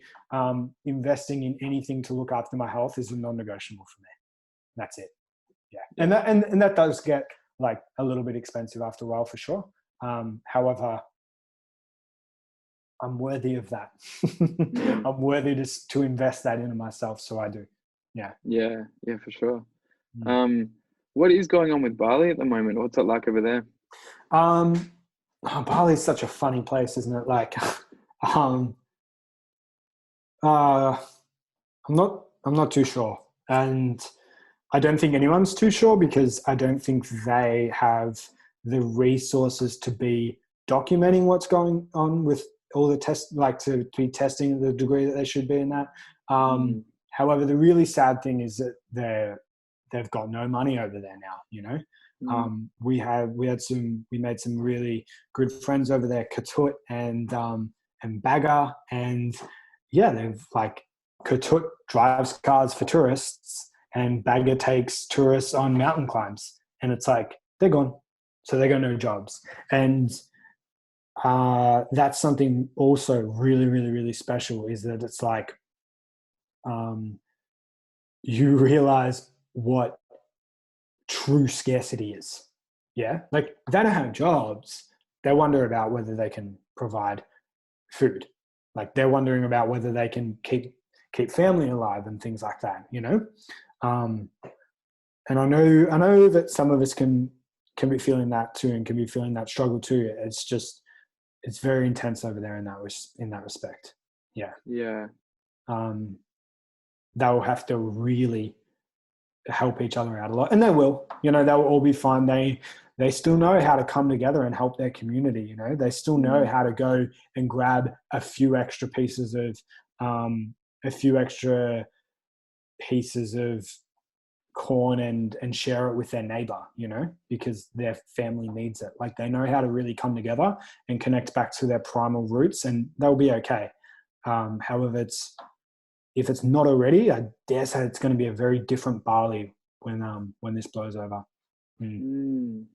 Any sort of time frame or anything in mind as to I've got what no what the idea, plan really. is, or are you just Well, taking it a really, day at a it's time? just going to come down to like when Australia is happy to allow international arrivals, not necessarily leaving, but arrivals. We don't want to leave Oz until we know we can come back to Oz because that's where we run our events. And I'm not even thinking about Bali right now. I'm just like, when the fuck can we run our transformer? That's what I'm like, I really, really cannot wait until we're allowed to have events again, just Australian wide events, and run the transformer. That's what I'm looking forward to more than anything else. Cause I know that while I'm doing the 60-day revolution and I'm probably going to continue doing that, I know that nothing beats the transformer. Mm, And we had, oh man, like we put, Dim and I have created an insane experience for this next one. Like this next one, oh, we were gutted when we had to cancel it. Like, full honesty, I was just gutted. I was crying because, like, especially Dim, she put so much effort into getting all the logistics of it sorted out, and she had so many. We'd put together so many like bits and pieces that were just cherries on top for all the attendees, and just so many beautiful fine touches. And she worked so hard, and we were getting so excited for it. And it's like, hey, it's not running, and we were like, mm, oh. And it's it's still going to run. Those that were booked in for it, we're just moving it, so it's all still fine. But man, are we excited to run it, because we've also added an extra day to the transformer, and mm. yeah, we've added a lot. I'm real fucking keen. Do you mind giving a quick overview of a transformer and what it looks like in a Mm, nutshell? yeah. In a nutshell, huh? Good one. Yeah. It's I don't want you challenging giving to anything describe, away, isn't it? but No, no, no, yeah. no, no, no, no. I mean, like it's challenging to describe. So the the tagline for, and Ollie, I think you might have, like, I'm not sure whether you remember the tagline for Transformer, but this will hit hard with you. Remember, like the Transformer is the Transformer where your legacy begins. And I think you're such an awesome example of that. You know, like Thank you. you're in line with pursuing and building your legacy now, and that's fucking awesome. Um, the Transformer itself, where your legacy begins. So the intention with the transformer more than anything else is to get people as best aligned to their truest pursuit and their truest calling as a business owner. Yep. So often what we'll end up doing is we'll follow what's called, shout out to Stephen Pressfield, it's what's called a shadow career, which it's like we know deep down in our hearts that we should be doing this. So what we end up doing is we do this in order to just convince ourselves that, we're doing the right thing. Yeah. So we're like almost there, but deep down in our heart, we've got to truly align. The reason we don't do what we're truly aligned to is because we're really fucking terrified of it. So most importantly, what we get people to do is to build their business in alignment with the highest version of themselves, as has probably become evident over this podcast.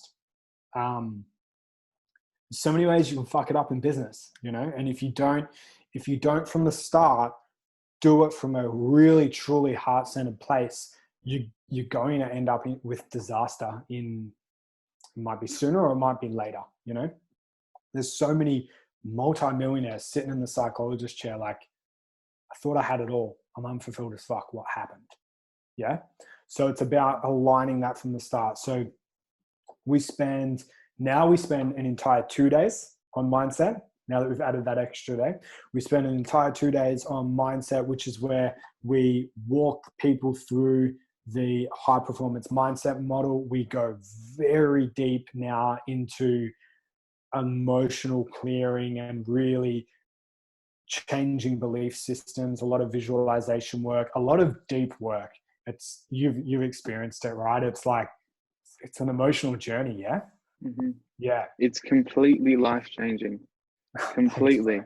Yeah. It's, nothing that I've ever experienced could possibly compare to it. Yeah. And I just, as a bit of background for people who don't know, I came into it as, oh man, there's so many ways to explain it, but just this very small person. Well, that's how I felt at the time anyway.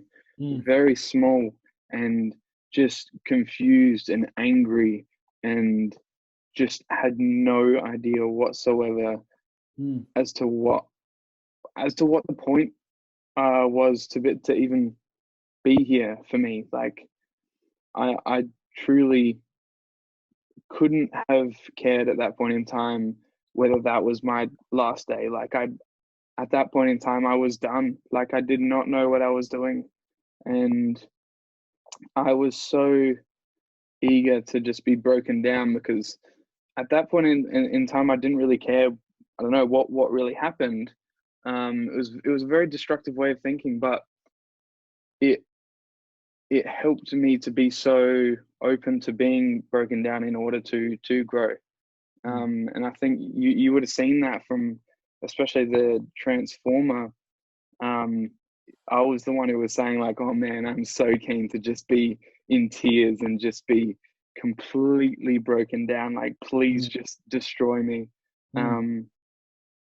Yeah, it was exactly what I needed at that point in my life, for sure. Thanks for sharing, bro. It's I always do my best to make it really, really damn clear that it doesn't matter how many times I hear something like that. It's like, fuck, it really chokes me up all the time. And I think some people can maybe get in the habit of thinking like, oh, he probably hears this all the time, that like it's life-changing. No, it doesn't matter. It wouldn't matter if I've heard it once or a million times. Like, fuck, it fucking means the world to hear that, brother. Especially now, 9 months later, maybe October last year. Wow. What's that? Yeah. Like a decent amount later, and to hear that it's still having that lasting impact, which again, I know it does, but to hear it again and to hear that confirmation again and to hear you say that means the world. Yeah. And now more than ever, I'm starting to kind of every now and then I live it a little bit, that experience, and I'm seeing a lot more how far I've come, and because of that, there's been days where I have felt a bit off, because I'm going back to that point in time and I'm kind of experiencing those feelings and emotions again. But then I also realize how far I've come from then. Mm. Yeah. This is why I'm looking forward to Year of Impact more than anything. Realign everyone yet again, you know? I think that'll be a really good thing. Yeah. So for those listening, Year of Impact, I created Transformer, which I know I'm in the middle of explaining, but created Transformer, and the fucking community that is built within Transformer and the private group that we've got, and like everyone becomes family, you know, like we support each other so deeply. So then what I decided to do was to create Year of Impact, which is a one night and then one day event that anyone that's ever come to Transformer 2.0 can just consistently come back to each year. And Ollie, again, we were supposed to run Year of Impact on the end of April Transformer.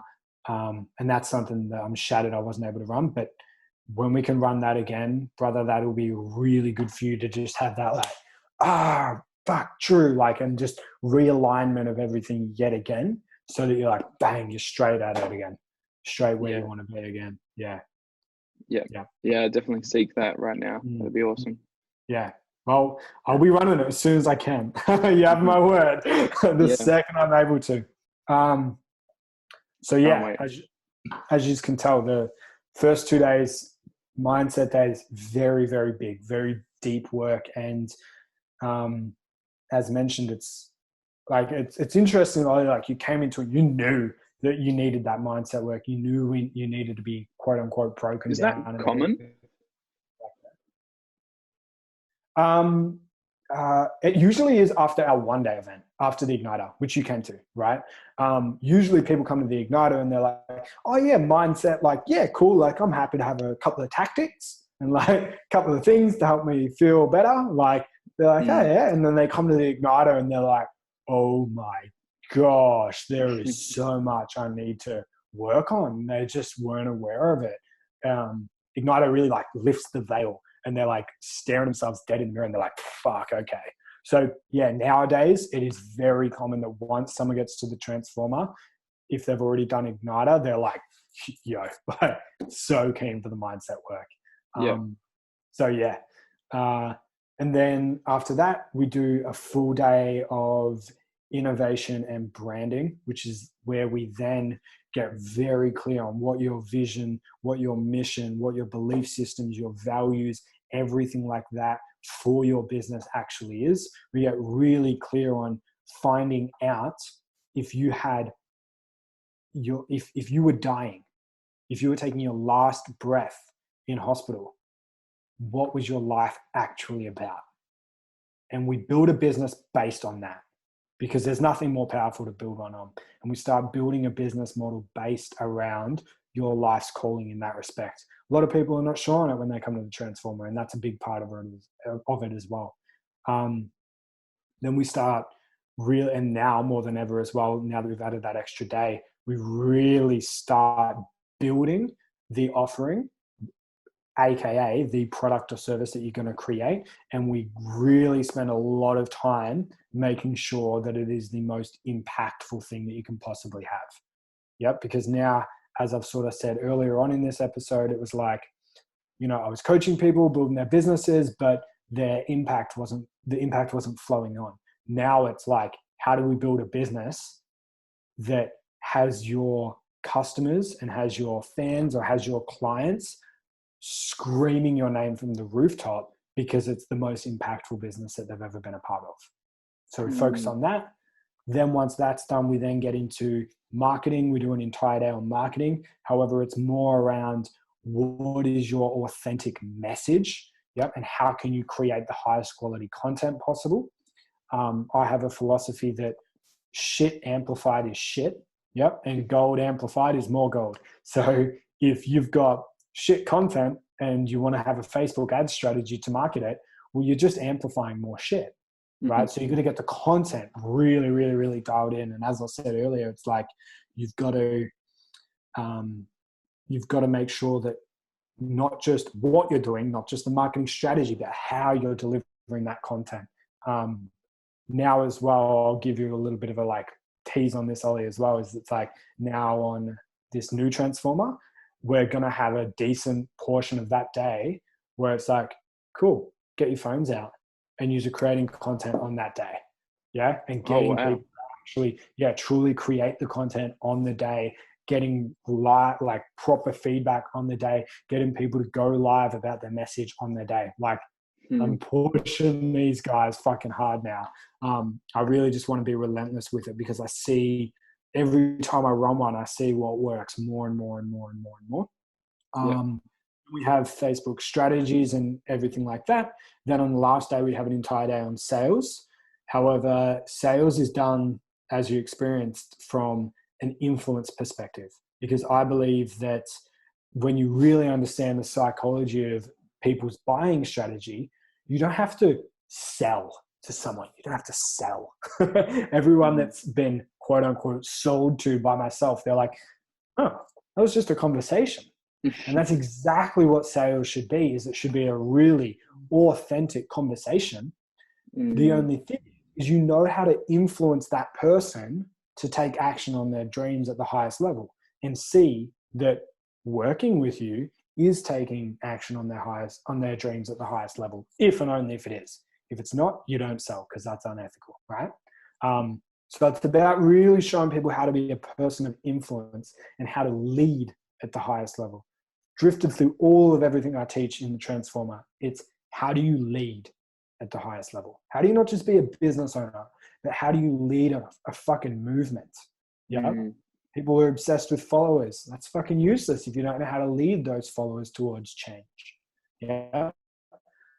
And then, as you know, there's, actually, this is new as well. We've now got a month of coaching leading into the Transformer. And then we've got a month of coaching, group coaching leading out of the Transformer as well. And then, as always, they get access to all of our online systems around marketing and everything like that for the rest of their life too. So you can tell, man, why I'm just like itching here, like just itching to serve this so much. That's another thing, is that like I work with a maximum of 3 people one-on-one at any one time now. And the reason for that is because I just love events. I just love running events more than anything. And I put all of my focus and intention into just creating the best events that I possibly can. So yeah, I'm just itching, really, really itching to get into it. Yeah. Yeah, that's awesome. I can't wait, man. Cannot wait for your impact. Yeah. It's going to be sick. For sure. When did you become confident as the coach and as that guide and leader? When did you become confident? When I stopped. It's a big role. Sorry. No. When I stopped thinking, thank you for asking that question. That is a very powerful question that everyone needs to hear the answer to. Is it's like I started getting truly confident when I started putting all of my attention into understanding humans at the highest level and getting them the best results possible, right? In the past, it was like, how do I get more clients in? Then it switched to, okay, I've got 5 clients. How do I create the most mind-blowing fucking experience for them possible? And I just obsessed over that, brother. Like I just obsessed over it. It would literally be like every way I would communicate with them, I would obsess over. Every result that they got, I would obsess over, and I'd replicate it, and I'd do it again. And I'd tweak it, and I'd make it more perfect. I'd tweak it, and I'd make it more perfect. And I also, and in part of that, a big part of that was like, how do I get them to perform at the highest level? Not just show them what to do, but how to perform at the highest level. And I saw it like a martial art, in the sense that I saw it as something that will never be mastered. Yeah. It's like jujitsu. You don't get your black belt and they're like, well done, no more techniques to learn, no more progression for you, pal. You've done it. You've got your black belt. Fuck no. It's an infinite game of mastery, right? And that's what I see with getting my clients results. And I also pride myself on the fact that even if someone re-attended Transformer and they haven't done it before, and they've done it before in the past, like say they've done it a year ago or whatever, I want to know that if they did it again, they'd be like, wow, has he leveled up? Yeah, like, oh my God, that was that was fucking ridiculous. Because so it should be, right? If you and I have a session of jiu-jitsu together, in a year's time, you should be like, wow, has he gotten better in a year's time? Like it just should be. And it's the same with getting people results. It should be just so much better. So I just focused on, I saw it as an art and I still see it as an art. And I just focused on delivering the highest level that I could. Yep. And I also innovate like crazy with those what if questions. What if my clients had this? What if they had this as well? What if, okay, they're having this problem. What if I provided them with this? What if I did this? And what if I did that?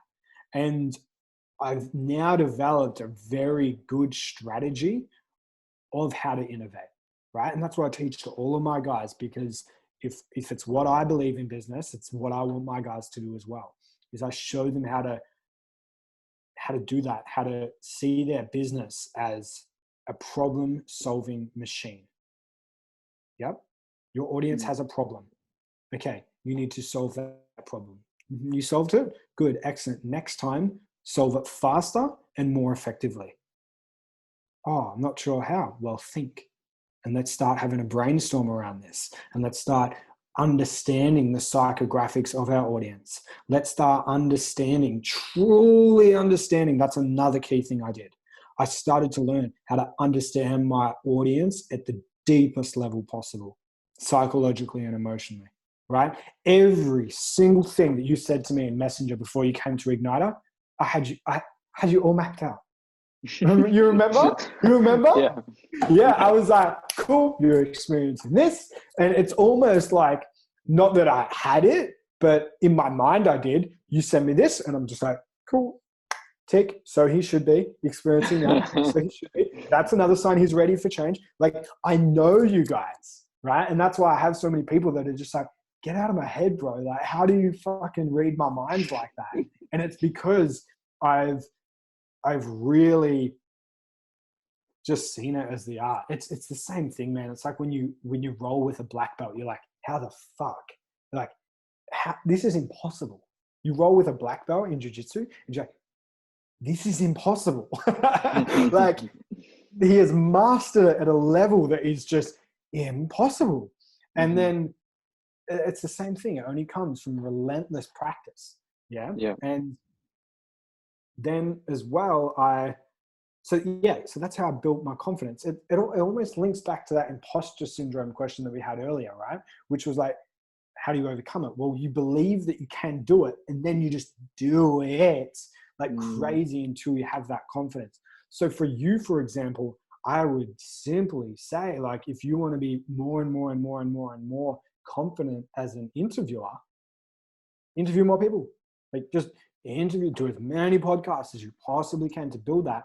And also learn more and more and more and more. And this is the kicker. Learn more and more and more and more and more about yourself, because you can only ever meet someone at the level of depth you've met yourself. I would love to claim that quote, but it's not from me. I don't know who it came from, right? But you can only meet someone at the level of depth that you have met yourself. So you can only meet someone, and you can only extract the level of depth from the person that you're interviewing, for example. You can only extract the level of depth for them that you've met yourself at. And that's actually like, so dude, I take my hat off to you in that respect, right? Because look at the level of depth that you're getting within your podcast. That's also a huge reflection of you. Yeah. So that goes with everyone in business as well. It's like, You can only meet your level, like you can only meet your clients at a level of depth that you've met yourself. And again, that's why it comes back to like, you really got to understand yourself at such a deep level as a business owner. Yep. There's nothing that will happen in your business that's not a reflection of yourself. It's insane. Yeah.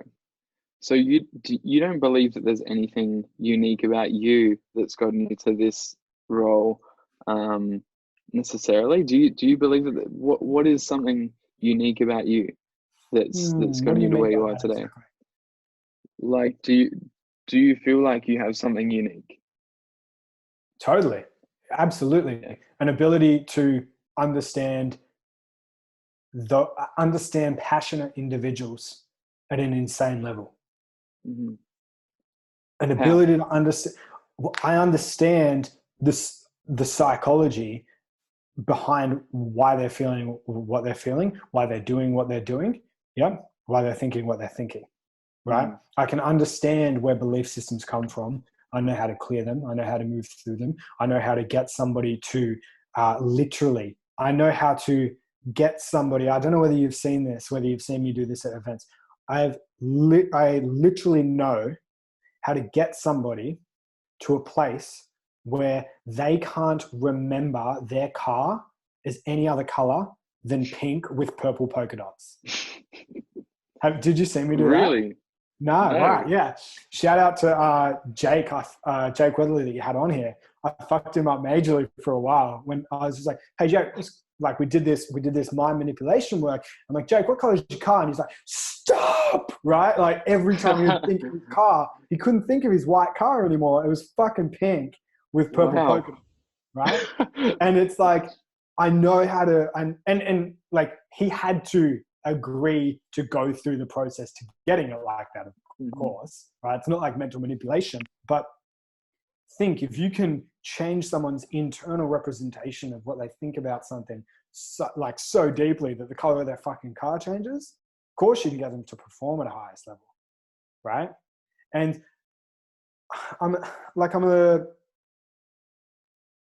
I get well, it's the tag, right? Is that it's like I help leaders absolutely dominate in their business by leading at the highest level possible. That includes marketing, includes sales, includes mindset. So I am incredibly gifted at that, right? Incredibly talented at that. And I do believe that and this is from, like, I can't take it from anything else other than the feedback that I get. I've had people, they do their Tony Robbins events. They do their, I'm not going to name the next few people because I'm not going to slag on people, right? But they do all of these other events and they come to mine and they give the feedback. They're like, "Yo, I've done this, and this. This is on another fucking level," right? So I do realize that what I have to offer is insanely special. Like I totally realize that. However, it comes from a place of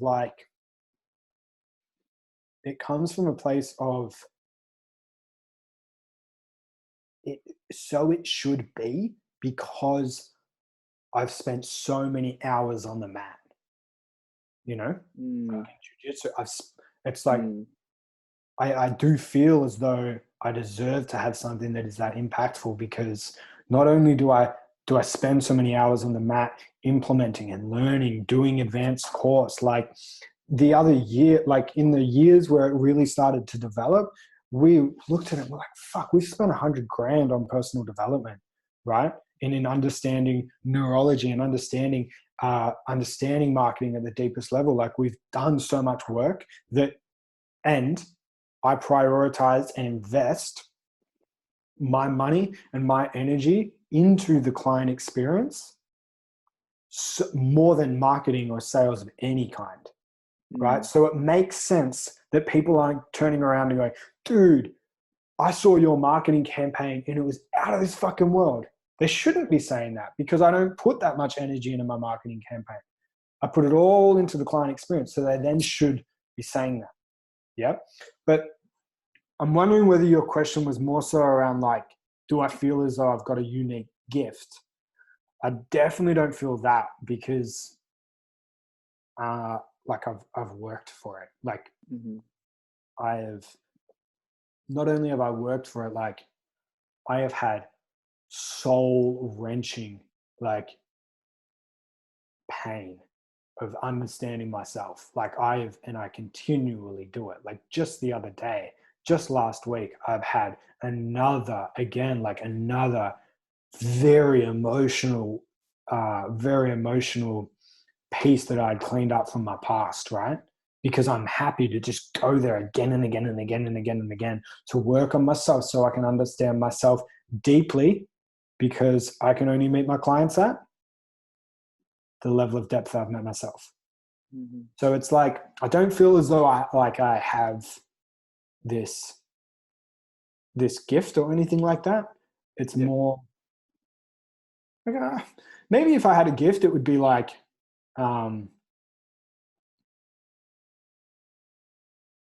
it would be a very powerful and powerfully driven heart. Like I just, that's what drives me. I do have a lot of drive. And Yeah. again, though, I know people say that drive's not teachable, but it actually is, because you can emotionally associate people to things as well. Oh yeah. Yeah. Yeah. So For sure. a gift is my upbringing. Absolutely. Like I'm very thankful for that, because it was so rocky in so many ways. I'm very thankful for that. Mm-hmm. Yeah, like just stuff with parents and then later on siblings and, family units separating and all of that and everything that come with that. Very grateful for that. That showed me how to really care for other humans a lot as well. Yeah. Mm-hmm. It became a real big curse for me, and then it became a beautiful blessing. Yeah. Yeah. Are there any experiences in particular that led you to want to do what you're doing now? And if so, is there an ultimate goal because of experiences or because of any particular experiences that you did have, or just like, I don't know whether it's upbringing as a whole or in general? Um, Mm. yeah, that what did lead you to Mm. to to Well, know that you were doing this? there were multiple people in my life, and I won't say who they are just for their sake, not for, I'm happy to be as whatever. But there was some people very, very close to me from a young age, and then later on when I was older as well, that struggled very badly with depression, and whether they were going to kill themselves or not was consistently on my mind, right? Like for years, as a 15-year-old, as a 14, 15-year-old, right? It was like consistent, just concern for another being's life, and that really, I believe that I almost now carry that same pattern over, but now it's concern for the world. You know what I mean? Mm, The difference is that the way I go about it is not from a rescuer point of view, like it was in the past. In the past, I'd try to rescue them and I would be responsible for them. And it was like, it all weighed on me, when we all know that like someone else's life is not in anyone else's hands in that respect, other than their own, right? And we can't rescue people. It's not, you can only really truly rescue yourself in that respect, right? So I think that absolutely played a massive role. I had I had another really close person whose mum found a suicide note, and they called me straight away. They're like, you got to get in contact with him. Eventually called him, and they were like ready to kill themselves. And then I also had another person who went missing, and then I found them, and they had all this like bruising around their neck, and they'd tried to kill themselves as well. So I've had I've had a lot of my, very early on, I had a lot of my own depression and things like that, where, yeah, I experienced the same sort of thing. And I think seeing suffering at that deep level had me so concerned and so like in such a place of wanting to truly just help, like such a place of really not giving a fuck about myself and just truly wanting to help that person at the highest level. And at first it was really toxic, brother, because it was like, it was people, like it was being a rescuer. Yeah. And it was taking their pain on as my own pain and my responsibility for another person's happiness and all of this toxic shit, you know? But then I think as I've learned more around what it actually means to guide someone, I prefer that word now, to guide them. Yep, to guide them along their journey. However, knowing that they're the ones choosing to take the steps, I think that while I've changed towards all of that, I'm still like left with that deep imprint of truly just wanting to see people thrive at the highest level that they possibly can. Yeah. And as well, I'm very, very connected to the planet, and regardless of your views of like what will happen to the planet anyway, some people are like, the planet's it's gonna get fucked up anyway. Like it's gonna die. Like da da da. It's science shows this and da da da. I'm like, it doesn't mean that we shouldn't be trying to extend the pleasantness of it. Like that's just like, why speed that process up? I want, when I have kids, I want them to be able to enjoy it, right? And already I go diving in Bali and it's filled with rubbish. And you see these fish like tangled up with all of this crap, and it's just crap, right? And I truly, my biggest vision is to see a green, connected planet where the beings and the planet itself on it, the planet itself and the beings on it are thriving. That's what I want to see. I want to see a thriving world, a thriving, healthy world again. And a lot of people they'll see what I'm doing in business and they're like, oh, he wants to help humans. And it's like, it's not just humans, it's the world as well, because I believe that the more and more connected to ourselves and the more fulfilled we become within ourselves as humans, the more we want to unconsciously, the more we want to help the earth, right? You don't see someone who's genuinely content and genuinely connected. They don't go fuck up the world. They just don't do it. They just don't. You don't see healthy people doing unhealthy things. Right? So I believe that as we help all the humans, it will look after the world. I believe this one still, it's not my quote, but it goes along the lines, maybe you've heard it, goes along the lines of, and if on YouTube, chuck it in the comments below what this is, but it's like, there's this story of this man who's reading a newspaper, and on one side of the newspaper, there's a picture of the planet. Yep. And his kid keeps pestering him to play with him. And he goes, look, he grabs the newspaper with the planet on it and he rips it up into a million pieces and chucks it on the floor. And he goes, when you can put that puzzle back together, we'll then go out to the park or whatever it might be. Right. And then the kid comes back in like 3 minutes and he goes, Daddy, I put it back together. And he goes, how'd you do that? Like, it's a planet. It's all fucking blue and green. Like, it's the hardest jigsaw puzzle ever. And then the kid turns it over and there's a photo of a man's face. And he's like, when I just put the man back together, the world fell into place. That's cool. How epic's that? Right? Yeah. It's like when we can just get humans, we can just put them back together and we can get them connected to who they truly are behind all the conditioning. When we can just do that, the world will come back into place. Yep. Or it'll at least be as it should. Yep. As it was supposed to be. That's really cool. Yeah. Isn't it? That's your ultimate goal. Mm-hmm. Mm-hmm. I believe that I truly, truly, truly do believe that business owners are the business owners and without you getting the idea of like the Lamborghini influencer, but business owners and influencers of any kind.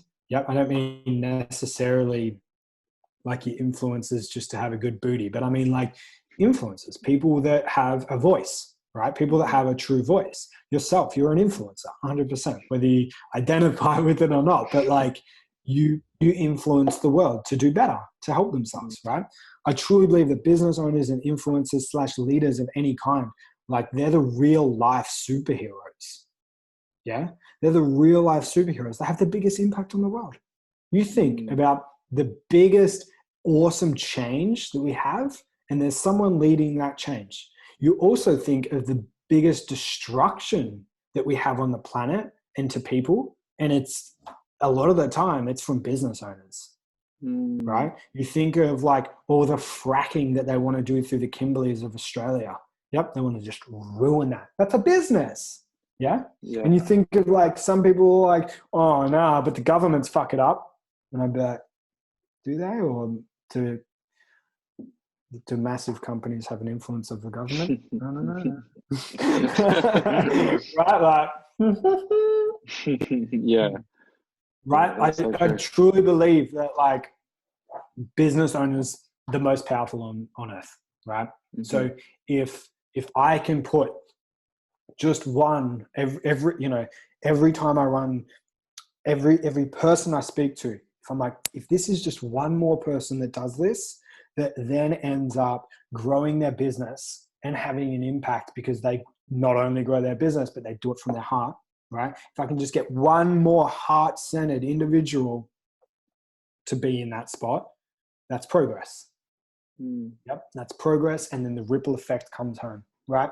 Yeah. Say you're a personal trainer. We have a lot of personal trainers that come to us still, right? Say you're a personal trainer and you're working with individuals, not just so they've got bigger biceps, but you're truly helping them as individuals as well. Like you're helping them grow and become the best man that they can be, right? That man either is or highly likely is going to become a father. And how does that, when that man goes home as a better man, as a more centered, well-developed man, how does that now affect that whole family dynamic? The fact that he works with a personal trainer and truly becomes centered within himself could be the determining factor. Like as his life separates, one goes one way where he never went to the gym, another goes forward where he worked on himself and he worked on his self-worth. That could be the difference between a divorce or a healthy marriage. And then what does that do for the kids? Right? And then when those kids grow up, who do they now become? Because they've had good role models and they've had good parenting growing up, right? Who do they now become? And then those kids, as they grow up, are they now the leaders of their friendship groups? And then what sort of incredible values and beliefs do they help the rest of the kids at school have, right? That's the ripple. And that's from the and dramatically underestimate the impact that they can have. And it's really, really sad. Yeah. It's like, if you're a business owner and you're listening to this, you can have a significant fucking impact. Don't think of like, oh, but I have to impact 1 million people. Well, what if you impacted 10 people so deeply at a level of insane depth? Yep. And you did that consistently, and that rippled on to 100,000 people. Pure example. There's one person, Jake Mackin. Yeah. He was like, when my family was going through their shit. Yeah. And I was 14, 15. Jake Mackin, who was a person that I met at the gym. Yeah. And I think I'd seen him at some gigs when I was playing in bands and things like that, right? That individual had a level of impact on me, and he, just as like mentoring me, just as an older brother figure, right? He had a level of impact on me that rippled onto everything that I do now. I would not be where I am if I hadn't have crossed paths with Jake. And I am forever thankful for that. right? And think of that. So Jake had the impact on me, and then how many people have I now impacted, right? And you're one of them. And now how many people have you impacted? That is huge from just Jake, you know? Like never underestimate it. Never underestimate it. It's so beautiful when you sink into realizing how powerful and how incredible you can be and how much of an incredible impact you can have. That's beautiful. Yeah. I could just listen to you talk forever, man. You just Yeah. Thanks, such bro. good stuff. Such good stuff. Oh man, I don't even know what to follow that up with. It might be a good note, bro. It might be a good note to leave people on, is remembering how big of an impact they can truly have. You know, Ollie, if you're not a business owner. Hey? Even those who aren't. Yeah, even those owners, who aren't a business owner, right? Yeah. Even those, well, firstly, ask yourself the question, if you're not a business owner, should you be? Like, do you know that you should be? And if you do, well then, like, you should get on with that. Yeah. Because it's insane. But then side note, if you're not a business owner and you don't feel a draw to it, that's totally fine. There's some people that I'm like, yo, you should wrap this up because it's not a pleasant journey. Like it's not for everyone. I don't say that from a place of arrogance. I actually say that from a place of like, if you're content doing what you're doing, then fuck yeah. Like, fuck yeah, good on you. Like, good on you. Yeah. That's great. No matter what it is that you do. However, even if you're not a business owner, it also doesn't mean that you're not a leader. Yeah. Just because you're not a business owner doesn't mean you're not a leader. Doesn't mean you don't have an influence over people. And doesn't mean you don't have an impact. You can have, like, even if you just obsessed over being the best fucking parent you possibly could as well. Even if that was it, you didn't even have a career. Even if you didn't even have a career, you just focused on being the best version of yourself that you possibly could be so that you can pass that on to your kids. That's impact at a crazy level. That's this. Yeah. Yeah. Oh, perfect, man. Are there any questions that I should have asked you that you want to elaborate on? Is there anything that you can think of? No, I think for version 1, that's pretty good. And we'll do this again at some point, I'm sure. Yeah. I can't wait to get to Adelaide and give you a big hug in person. So we'll have to do another podcast. Hey? Can't wait, man. Cannot wait. Any other questions? No, I think we covered a lot here, and I think as you mentioned, we could chat about this all day. And I think that whatever came up tonight was what was supposed to come out tonight, and we'll do it again. And whatever comes out then will be gold as well. Yeah, I just it's how it felt right to end it on that note of like, please don't underestimate the impact that you can have. However, you've got to do the work. That's the two things. Yep. Never underestimate yourself, but also get on the mat. Yep. Yeah. That's the answer right there, guys. That's the answer right there, is get the fuck after it. Yeah. You can do anything you want. You can do anything you want if you do the work. Get the fuck after it. And you can have insane levels of impact. And I can tell you, nothing is more fulfilling. Like the level of fulfillment that I have in my heart for the work that I do that's one of the most important things in my entire life. Yeah. Awesome, man.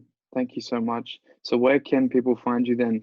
Give us just a quick little, where can everyone kind of connect with you further? Because be ready for it, man. After this. They know you exist now, for real. So where can people find you? Yeah, they know. Cool. So two main areas. Instagram is at the Tom Clark Impact. Okay, and I've got some treats over there for people. Okay, so at the Tom Clark Impact, follow us on there. From there, you can jump in my bio, and for free, you can download Rise in the Fall, which is a full document explaining my entire predictions for where the economy is going. Yep. And how to respond to it. Yep. Specific steps on how you can best prepare yourself as a business owner. Yep. For what's happening now, and also life, like age-old principles as well for business growth. Okay. So you want to start there if you really want to get into it. As well as that, in my bio as well is, and Ollie, I'm not sure whether you're aware of this yet, in my bio as well, just a couple of weeks ago, we've released a weekly email. It's called Wax of Wisdom. Have you seen them yet? I would be receiving them, wouldn't I? Yeah, I've received a couple, like a day cool. ago. Yeah, cool. Yeah, cool. So it's called Wax of Wisdom. And once a week, I send out an email, and it's got 3 wax of wisdom. Yep. And That's it's awesome. just little, very easily consumable, just nuggets of wisdom to help you win that day that little bit better and help you grow as a business owner and as a leader that little bit more. So you're going to want to get on that email list, and you can download Rise and the Fall if you like. And also, I always say this at the end of podcasts as well. I'm really not a fan of people that are getting after things but they do it, but they don't have time for their audience. So I make an enormous effort on and I pride myself on the fact that I'm going to respond to a simple message from you as well. So send us a message. Let me know who you are. I'd love to just chat. Yeah. I'm not going to slam anything down your throat or anything like that, but I love connecting with my audience. So send us a DM, tell me what's up, and ask any questions that you might have. You might want me to expand on something. I'll jump in the voice message and I'll happily help out where and when I can. So yeah. Perfect, man. Impact, and we're sorted. Yeah. Yeah. Awesome. That's so good, man. Thank you so much. And brother, thanks for having me on. Thank you so much for, I'm here today and doing this because of having you in my life at the time that you were there. So thank you, man. I really do appreciate it. You're so welcome, brother. Received. Sweet. Received. You're so welcome. Dude, thank it's you, man. been awesome on here. It's been really good fun. Yeah. I can't wait for the next one. Yeah, absolutely. Yeah. Beautiful, Wicked, bro. Awesome. All right.